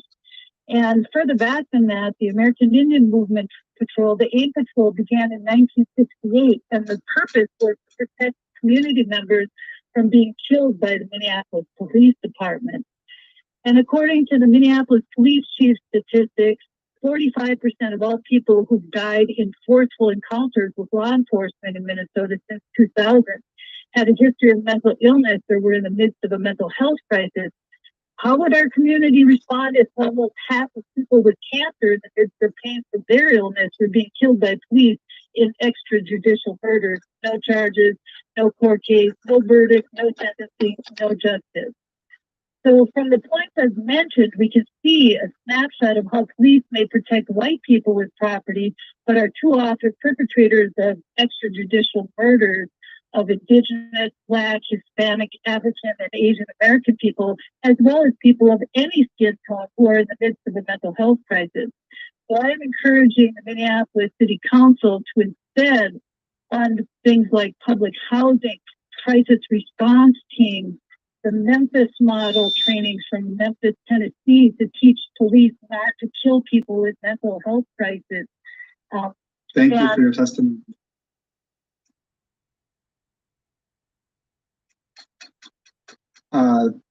We'll call next on caller 132, Robert Keene. Robert will be followed by 133, Janice Beck, 134, Catherine Colbert, 135, Jamie Jones, and 136, Michelle Gross. Go ahead, Robert. Hi, Robert Keene. I live in Ward 10. One of the things I've observed in my 30-plus years of living in Minneapolis, nothing destroys the quality of life in the city faster than the fear of violent crime. And right now, the people of Minneapolis have a good reason to be fearful. We hear daily about an epidemic of armed robberies and carjackings occurring with increasing boldness. As reported in the Star Tribune yesterday, the city has had more than 500 shootings and 74 homicides so far this year. And that homicide rate is 64% above the 4-year average. Many of these are associated with gang activity and turf battle. Well, it's clear to many of us that there are changes needed in the Minneapolis Police Department, specifically to address issues of systemic racism and excessive use of force. We definitely need an adequately staffed police department to combat the current surge in crime. I'm not alone in this belief. A Star Tribune poll in August showed that a plurality of the community does not support defunding the police, and among African Americans it was 50%. So clearly, the loud voices calling for drastic changes are in the minority. People of Minneapolis have a right to expect a reasonable level of public safety both downtown and in their own neighborhoods.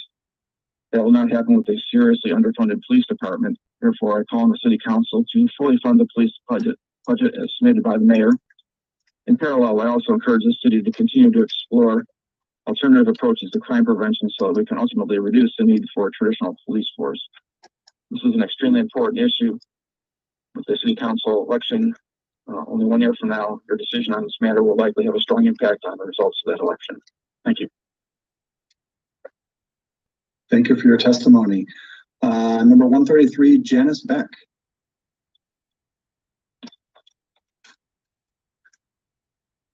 Please hit *6 and unmute yourself.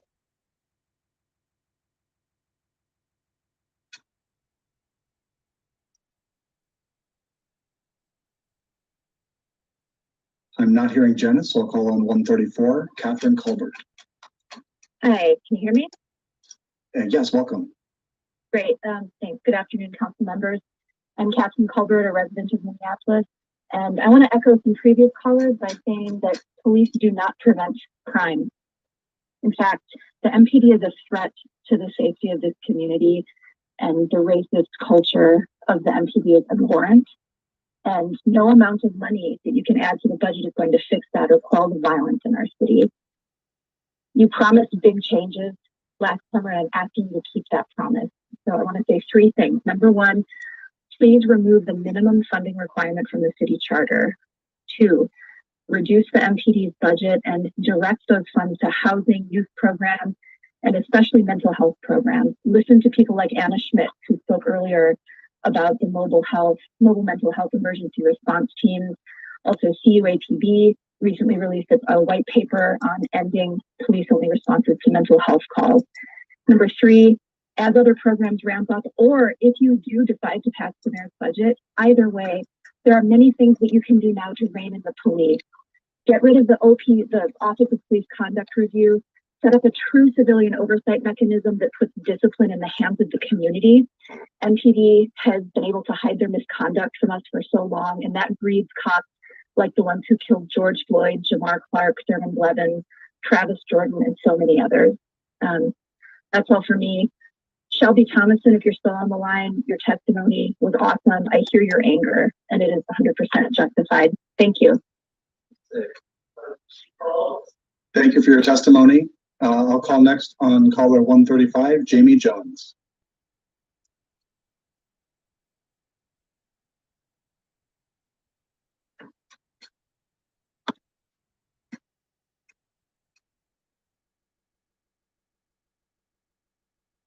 I'm not hearing Jamie, so I'll call on caller 136, Michelle Gross. Michelle will be followed by 137, Taryn Vang, 138, Claire King, 139, Jean Fisher, and 140, Byron Richard. Go ahead, Michelle. Thank you, council members. My name is Michelle Gross, and I'm with Communities United Against Police Brutality. Our mental health work group spent 18 months writing a white paper with evidence-based recommendations to end police-only responses to mental health crisis calls. We've met with almost all of you, council members, and I want to thank you for your support. I also had the privilege of meeting with Brian Smith and his staff with the Office of Performance and Innovation, and we're pleased that his staff pulled from our paper some of our recommendations in preparing their own proposal. And that said, we recognize that the proposal is for a pilot for a non-police response to mental health crisis calls, but we'd like to ask for a few tweaks. The hours of the pilot are from 10 a.m. to 6 p.m., and we'd like to see them changed to make them a little bit later. Our team is made up of mental health professionals, people living with mental illness, and their caregivers. We feel that because people in crisis tend to sunset, we prefer the hours to be later. We're also concerned about a pilot that only serves certain geographic areas. We want to make sure that it is citywide. We feel certain that if the co-responder program had been available on the north side when Travis Jordan had a mental health crisis on November 9th, 2018, he would still be alive today. And so we really want to make sure that this pilot, when it does happen, that it happens everywhere. And finally, the presentation by the Office of Performance and Innovation indicates that mental health crisis teams will respond to calls that don't involve a weapon and don't pose an immediate threat of risk to self or others. We believe that suicide calls are exactly the calls that these teams should, in fact, respond to. Further, we'd also like to see a co-responder option for calls that involve a weapon. The mental health professional can be on the scene and available to take over the call once the scene has been cleared. Having mental health crisis teams respond to these calls saves money in the long run, but also importantly, provides better service for vulnerable populations. I'm almost done. It just take a moment.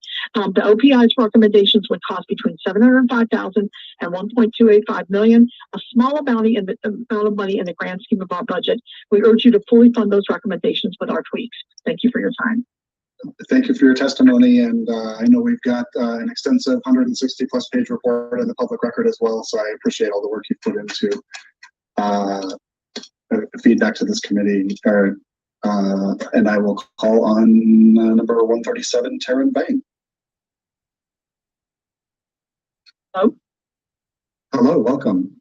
Please state your name and provide your testimony for the record. Hi, my name is Taryn Bang. I'm calling today to speak about my boyfriend, Travis Jordan. He was a resident of the 4th Ward. He was murdered by the MPD 2 years ago during a wellness check. Instead of preserving his life that night, he was murdered for experiencing a mental health crisis. We need to end police-only responses to mental health calls. I urge the City Council to reallocate the $500,000 being used to bring in more police officers to instead be used to hire only mental health professionals to respond to these type of phone calls. Cops only escalate situations. We need to stop stigmatizing and punishing those who need help. As a community, we are at the turning point and have the chance to shape the path that our society is headed. I believe with all my heart that if community protection was built around protecting citizens, mental health professionals would have responded to Travis's call for help. Mental health is an issue which is unbiased in its destruction. It affects every race, every demographic, every community. I've seen firsthand how destructive it can become. My only option that day was to seek help for him, and that day has become my greatest sorrow. One of my fears is how that day can happen to any citizen of Minneapolis. They shouldn't be afraid to ask for help. Being sad shouldn't be a death sentence. Thank you. Thank you for your testimony. Caller 138, Claire King, welcome.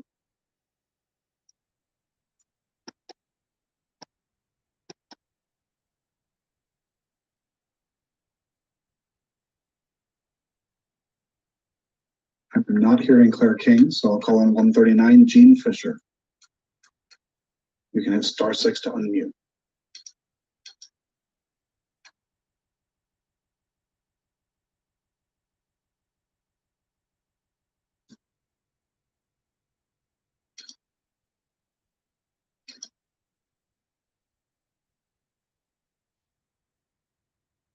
I'm not hearing Jean Fisher. I'll call on caller 140, Byron Richard. Following Byron Richard. Hi, can you hear me? Yes. Welcome. Please state your Okay, name. I'm sorry. I was one number 119, and I was I was number 119. My name is Celeste Robinson, and I was having tech problems for mine. Should I go now or? Yes. Why don't you proceed? Thank you. Okay, great. Thank you. My name is Celeste Robinson. I live in the Seward neighborhood, and I'm a member of Seward Police Abolition. And I just want to tell City Council, I know that you know the roots of crime. You know the roots of crime in our communities, and you know the solutions to crime in our communities. Those solutions are affordable housing, addiction and mental health care services, it's strong community centers for youth and adults. And until you get serious about directing city resources towards those things and taxing the rich to fill those gaps, you could give $1 billion to the MPD and it wouldn't address the problem if you aren't going to get serious about funding the things that really do fix the problem. I want to say that right now you have a social movement, one of the largest social movements in U.S. history behind you. And that social movement is giving you support and it is giving you political cover to be brave, right? You have a huge opportunity to shift the paradigm away from racism and militarization towards justice and equity. So you have this huge opportunity. And if you squander that opportunity, you will go down in history for just having lacked the political will to get serious about addressing the roots of crime in our communities. This movement is here to back you up. Don't throw the opportunity away. And I want to speak in support of the proposals from Seward Longfellow neighbors for strong funding for an alternative 911 system and a huge amount of funding, $500,000 to go to Seward Longfellow Restorative Justice, which has done an amazing job pioneering some of this work, and $1 million of funding available for other similar organizations in any other neighborhood. Thank you. Thank you for your testimony. I will call now on Byron Richard, caller number 140.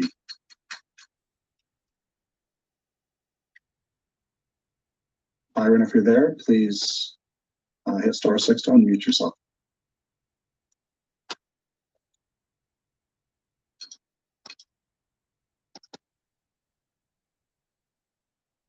Caller number 141, Zephyr Sheedy. Hi, can you hear me? Yes, welcome. Hi, my name is Zephyr and I live in the Whittier neighborhood of Minneapolis.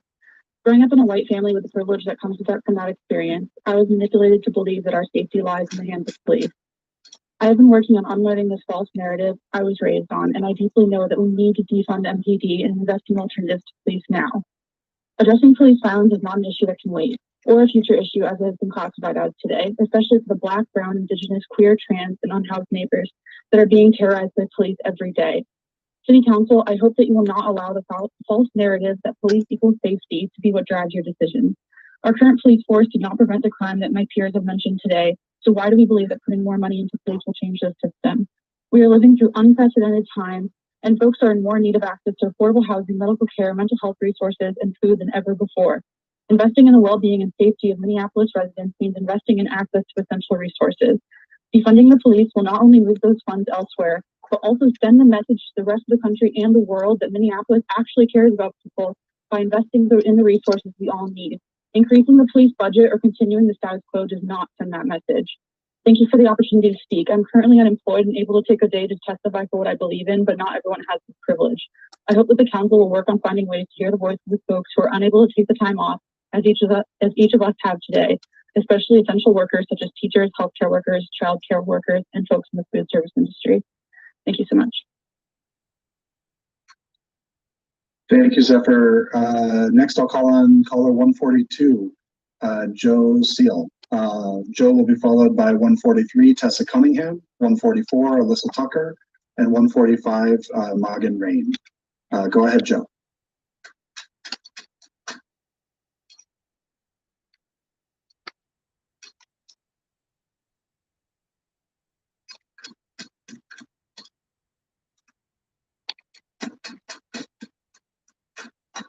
And I'm not hearing Joe, so I'll call on Tessa Cunningham, caller 143.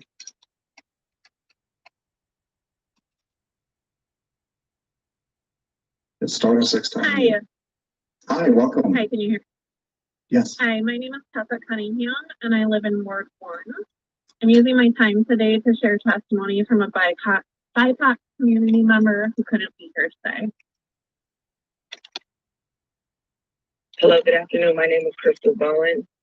I'm a community member in the 5th Ward.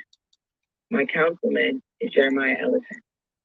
As far as the city budget is concerned, I understand that the NPD has been overfunded, and while that's terrible, we seek to also provide solutions for our houseless communities.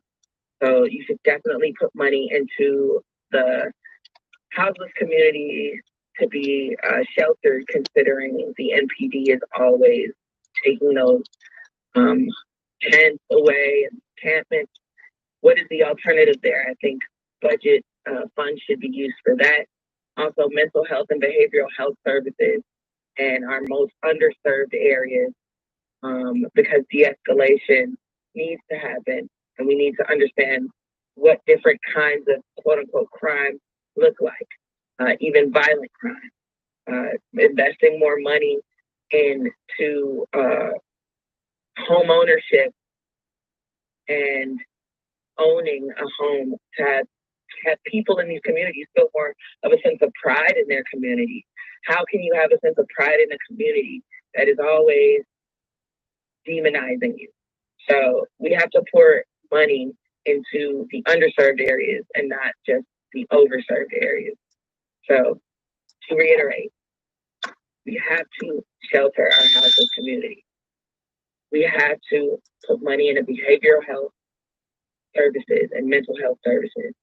And we have to instill a sense of pride in our community so that people can own homes here and have them be safe. Thank you. Thank you for your testimony. I'll call on caller 144, Alyssa Tucker.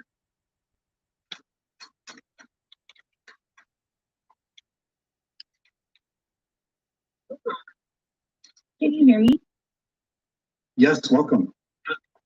Hello, my name is Alyssa Tucker, and I just wanted to state that there's been a lot of gaslighting regarding the defunding of the police and the supposed chaos that will erupt. It is proven that the police do not deter crime, they react to crime. Having more police flooding into the inner city with limited training and no understanding of the systems that have created the conflicts that are occurring is not going to prevent the unrest. It will feed the unrest. The people that are saying they do not feel safe are the same people that did feel safe prior to George Floyd's murder. It is paramount that we look at these residents with a critical eye as they talk about their fears.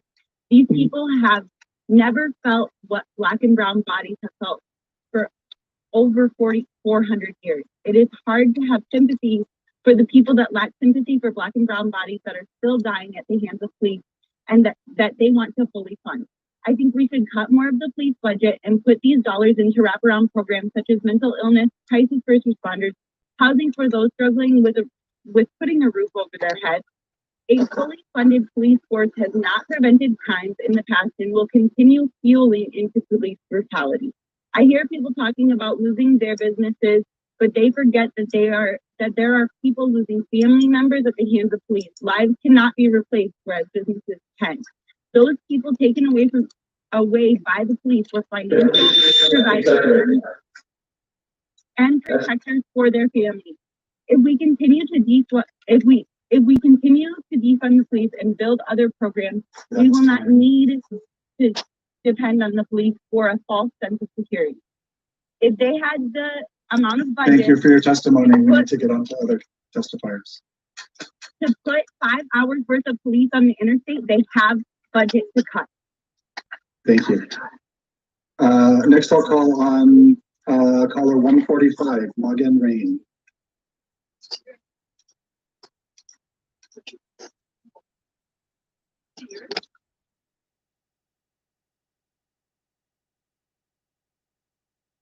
Following that, we'll have caller 146, Tony Gertz, 147, Sarah Cheetah, 148, Ian Sutherland, and 149, Jim Saliba. I'll go ahead and call on caller 146, Tony Gertz. You can hit *6 to unmute.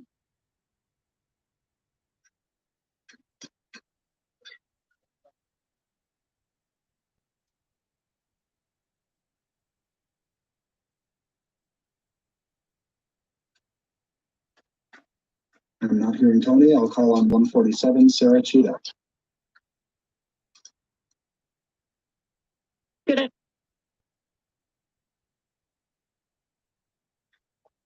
afternoon. My name is Sarah Cheetah, and I live in Ward 8 here in Minneapolis.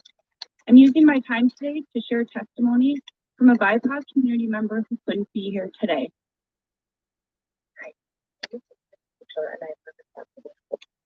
I'm pleased to said by the recent decision made by the City Council to provide $500,000 additional funding to the Minneapolis Police Department, knowing that there is very little data to show that this additional will actually lead to greater safety and security for all members of our city, and knowing that this funds has been put in much better use.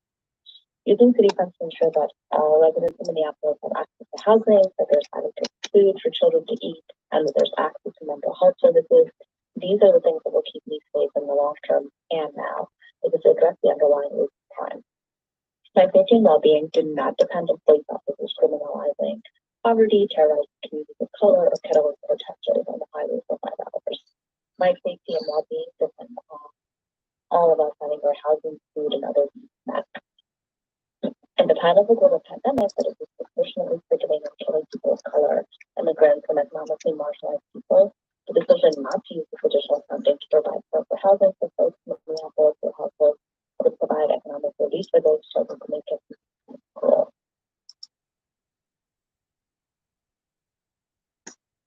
Thank you for your testimony. I'll call on caller 148, Ian Sutherland. Welcome.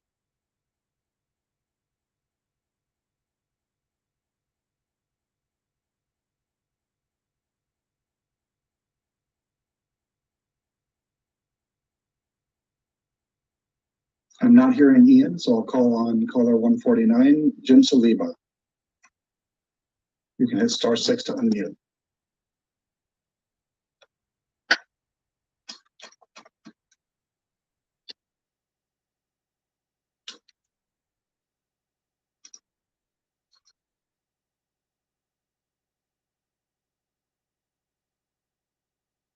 Not hearing Jim, so I'll call on caller 150, Raphael Coffey. Following Raphael will be caller 151, Terry Jackson. Caller 152, Anita Knez. 153, Florian Austin. And 154, Christine Popowski. Hi, this is Raphael. Can you hear me? I can. Please proceed. Good afternoon. Oh, sorry, go ahead. Good afternoon, council members. My name is Raphael Coffey. I'm a property owner and a dad who lives in Ward 2. In June, you, the City Council, unanimously agreed that no amount of reforms will prevent lethal violence and abuse by some members of the MPD. This is not public safety. Pouring money into MPD only serves to uphold a fading mirage of safety for some, a fantasy that comes at the expense of many others. The reality is that in order for us to be truly safe, we must all have access to safety. The Charter Commission found that the City Council has significant control over the police department, but only by virtue of controlling the budget. The only way to use the budget to increase public safety for all people, since you don't have line item control, is to redirect the funds from MPD to the programs that your own 911 work group has identified and recommended. Last week, you gave the MPD an extra $500,000. Right now is the moment to reallocate funds. Even though that is not nearly strong enough or comprehensive enough, I urge you to implement the 911 work group plan right now in this budget. The current police force does not keep us all safe. It never has. More police will not keep us safer.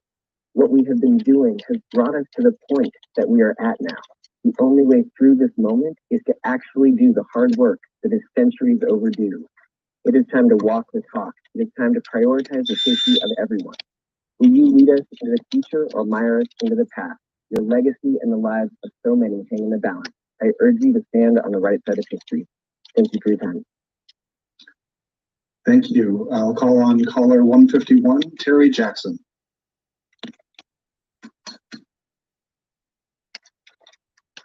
Hit *6 to unmute.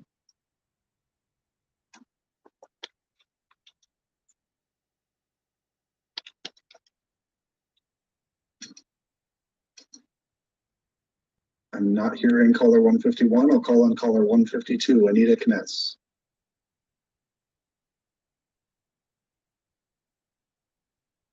Hello, my name is Anita Knez with the Victory Neighborhood Association in Ward 4. In general, neighborhood associations work hyper-locally on behalf of the city, communicating city information, facilitating required public hearings, and getting feedback. They respond specifically and quickly to resident needs. They administer programs that create community and distribute funding. They host events and maintain volunteer committees that bring together people who love their neighborhood. Neighborhood associations are looking ahead, including an equity and anti-racism focus and finding ways to connect people during these unprecedented times. This budget will cut funding to neighborhood associations across the city with no alternative offerings to carry out their work. We rely on city funds for our office space, materials, and the ability to employ qualified staff that administer programs, respond to residents, serve as a city liaison, and perform skilled community outreach. Our volunteers alone cannot accomplish these things. Choosing to cut funding to neighborhood associations will shut down lines of communication and undermine residents' abilities to connect with one another. It will harm our communities. Please fully fund our neighborhood associations, pillars of communities that will allow people to come together and solve incredible challenges. And bear in mind, city officials will continue to need well-funded neighborhood associations to help them carry out their vision of safe, vibrant, and connected communities throughout the city. Thank you. Thank you for your testimony. I'll call next on caller 153, Florian Austin. And I'll note that Budget Committee Chair Polisano has returned, and I'll be handing the gavel back to her. Caller 153, hit *6 to unmute. I'll call on caller 154, Christine Popowski.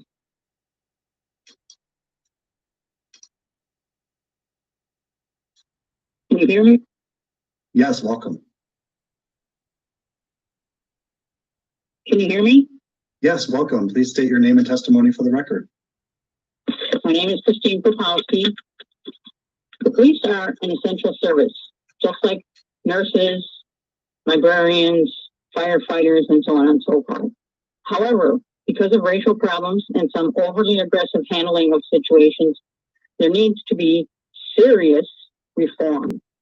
We need a civilian review board with at least half of its members people of color. We need racial sensitivity training, and we need tighter control of the police union so we don't have any more incidents like Derek Chauvin. We need more accountability of the police department in general. However, defunding the police when there is an uptick in violent crime is absurd. There are plenty of good, caring police out there that deserve our respect and funding. Thank you very much for your time. Thank you. Next, we have Willem Vander Ark. Willem, go ahead and press star 6. Is this Willem? Hi, this is caller 149. I was trying to hit star 6 earlier and it didn't work. I see. Go ahead. To you? Okay. Go ahead. State your name and testimony. Good afternoon, council members. My name is Jim Saliba. I'm a property owner in Seward and the white and Arab parent of an 11-year-old son who is Black. I want him to survive. I want him to live a long, healthy, and full life. I share some of the other callers' fears about walking in my neighborhood. However, increasing the number of police officers will do nothing to make my walk safer. Increasing the number of police officers will only give some of us an illusion of greater safety, while increasing real dangers for many, including my son. Last week, you handed the police department $500,000 to add police officers for the last 6 weeks of this year with no plan at all for how they will make the city safer for anyone. 2 weeks ago, you received final recommendations from the city's own 911 Police Alternatives Work Group. For the same amount of money per day you agreed to spend for extra police with no plan, you can fully implement, not just pilot, the detailed plan from your own work group.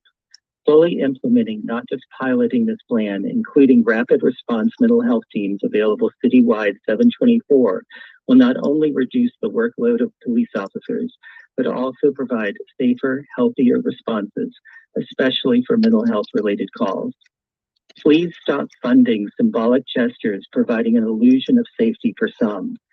Please move these funds out of the police department to address real needs in healthy, appropriate ways, thus improving the safety of all. Thank you. Thank you. Back to caller 155. Do we have you on the line? Willem Vander Ark? Yep, I'm here. Welcome. We can hear you. Go ahead. Hi, this is Willem. Can you hear me? Hi there. Yep. You have 90 seconds for testimony. Go ahead. I'm a resident of Ward 9. Change isn't neat. And I think that if all the diverse opinions represented by the public in this call could agree on something, is that we do need change. And we need to think about what it means that so many on this call seem to desperately desire a return to the status quo. That status quo may have benefited those homeowners, business owners, the middle class, all of whom disproportionately white people. But it did so at the expense of the poorest residents, who also will continue to face the most violence at the hands of the police. There's so much evidence that an increase in police does not bring about a decrease in crime. And the more we put power and money in the hands of an unaccountable, hostile army, the more we sow division, alienation, and violence in our community. Police don't stop crime. They don't prevent crime. I agree that the gun violence and carjackings are out of hand. But the way that we promote public safety is to fund the basic needs of our community. Mental health outreach services, public housing, access to healthcare, youth programs, jobs. Remove the barriers to people's basic needs and they don't need to resort to crime. I've worked closely with my homeless neighbors trying to help them access resources while the police displace them and steal their belongings after unlawful arrests.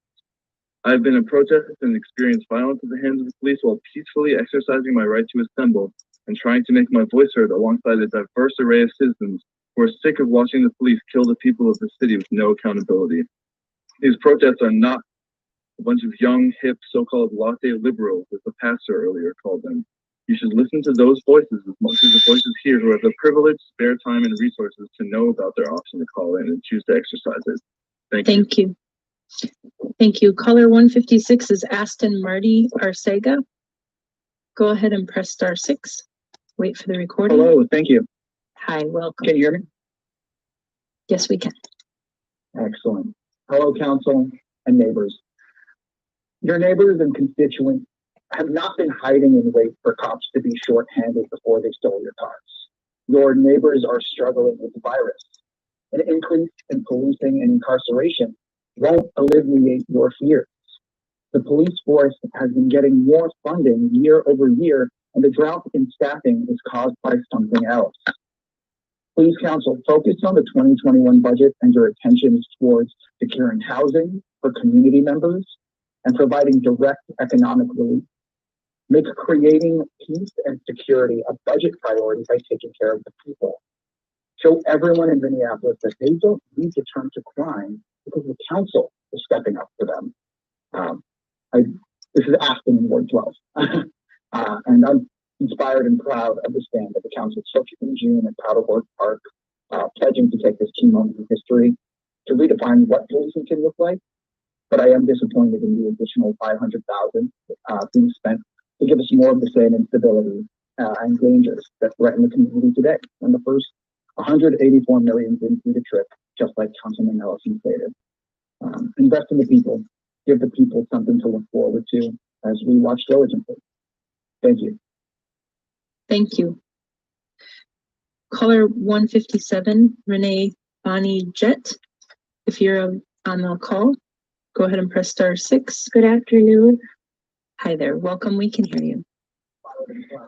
I'm with the Barbershop and Black Congregation Cooperative. Minneapolis has the chance to take basic steps to address the system of policing that has historically targeted and criminalized Black and Indigenous communities.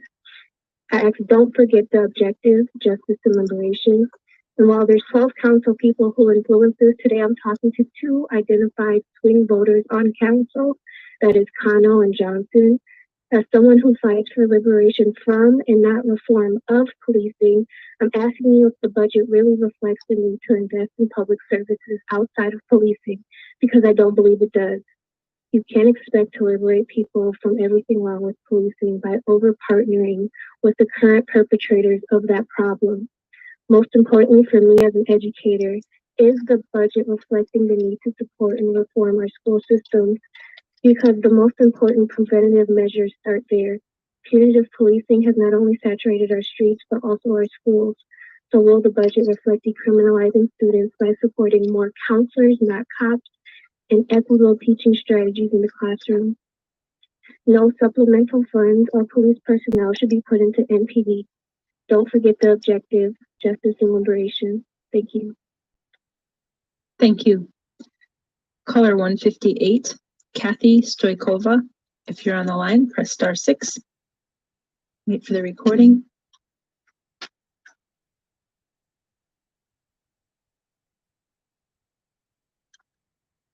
We see your number on the line, Kathy Stoikova. Your phone might be muted. We'll go on to 159's Tom Bogan. Tom, if you're there, *6.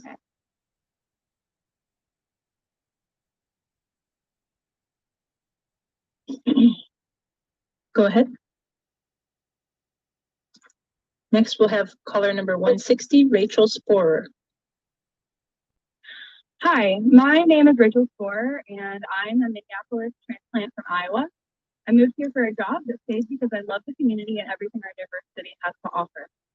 I spent my first few years here renting an apartment near George Floyd Square, and unlike previous callers who said they are going to sell their homes and flee the city when times get rough, over the summer I bought a home in Ward 8 and am staying in South Minneapolis that I fell in love with when I moved here. To this day, I walk my dog around the block with complete comfort, both early in the morning and late at night. Contrary to other callers' experiences, I do not live in fear in my city. Though through forming strong relationships with my neighbors, I feel safe and protected by those around me. I do not feel safer in the presence of the police, and therefore my call is to ask the city to defund our murderous police department. In fact, the aforementioned surge in crime has all happened with the police budget still intact.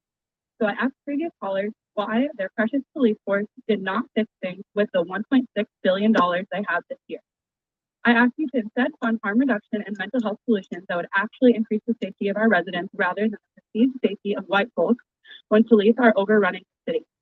I want the city to fund real housing solutions and stop tearing down camps and stealing belongings from houseless neighbors. I ask everyone on this call to get to know the people around you in real life, not on the Nextdoor app. I think you will learn that the lives of our Black, Brown, and Indigenous neighbors are more important than the vehicles or purses that have been reported stolen on this call.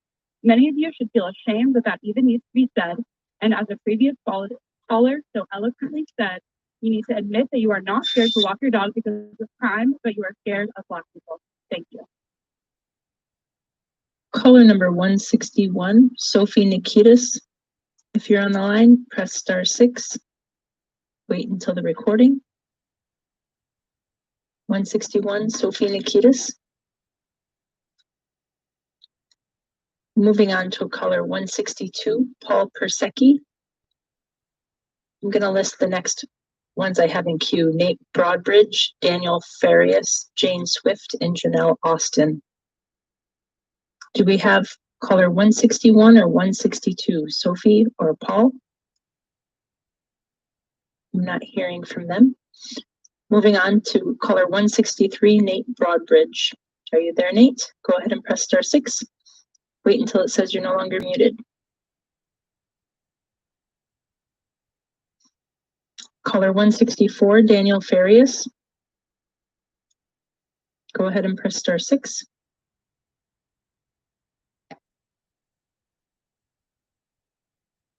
Go ahead. Hello?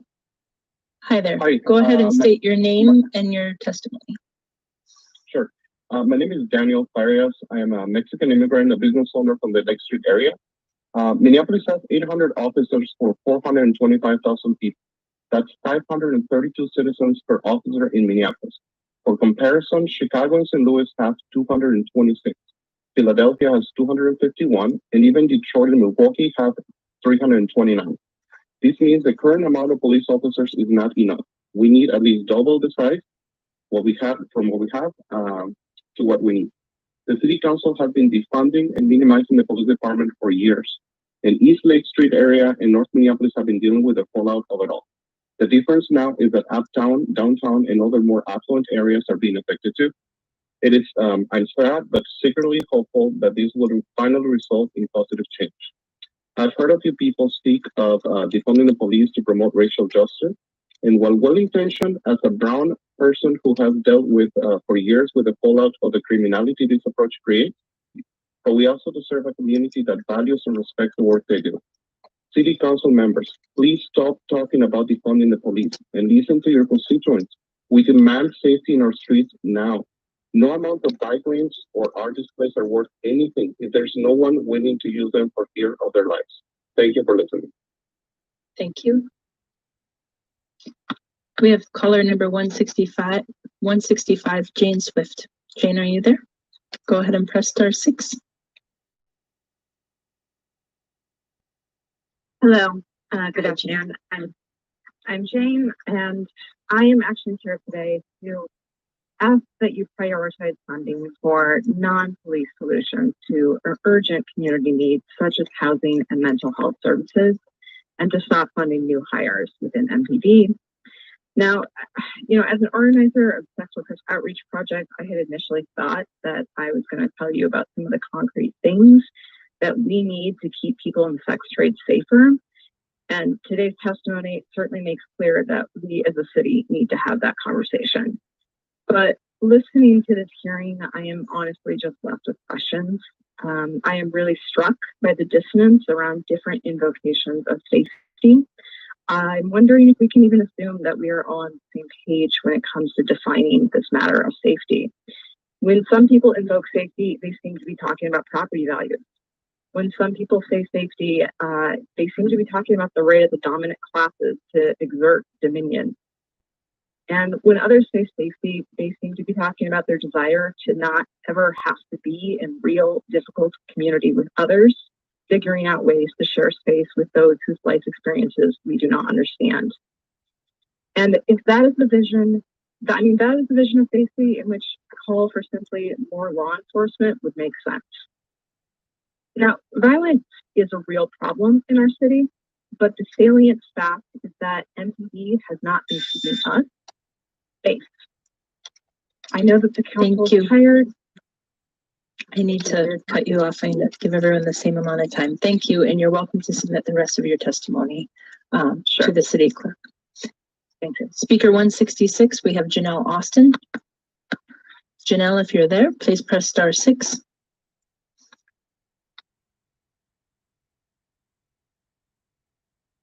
Caller 166, Janelle Austin.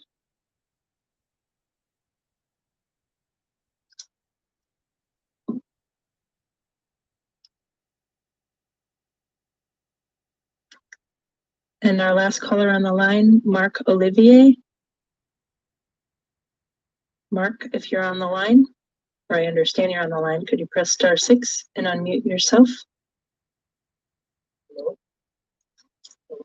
Hello, we can hear you. Go ahead.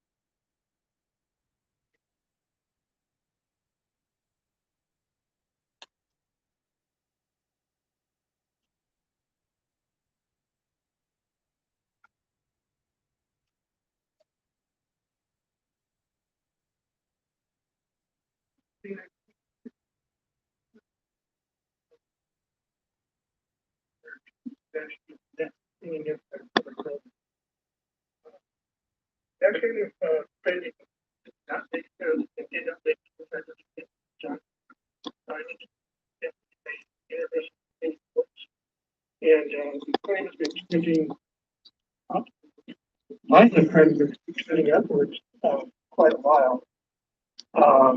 There was a deep rate in 2019 or 2018, I forget one of those years. But the violent crimes is trending up. And that needs to be addressed, right? That dislocation is needed, as well as mental health and housing. For that needs to be looked at through the city council in the state of Minnesota and the metropolitan council. Thank you. Thank you. That completes our list of registered speakers today. I want to let everyone know that our next public hearing is set for Wednesday, December 2nd at 6:05 p.m. You can find information about that hearing on our website at lims.minneapolismn.gov.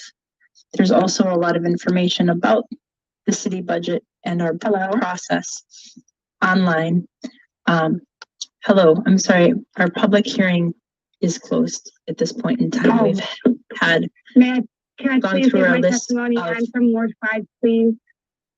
Are you one of our registered speakers? I was, please. I was like 100 and like 40. I missed my number. Please, may I testify, please? Could I have your name, please? Ashley Hart.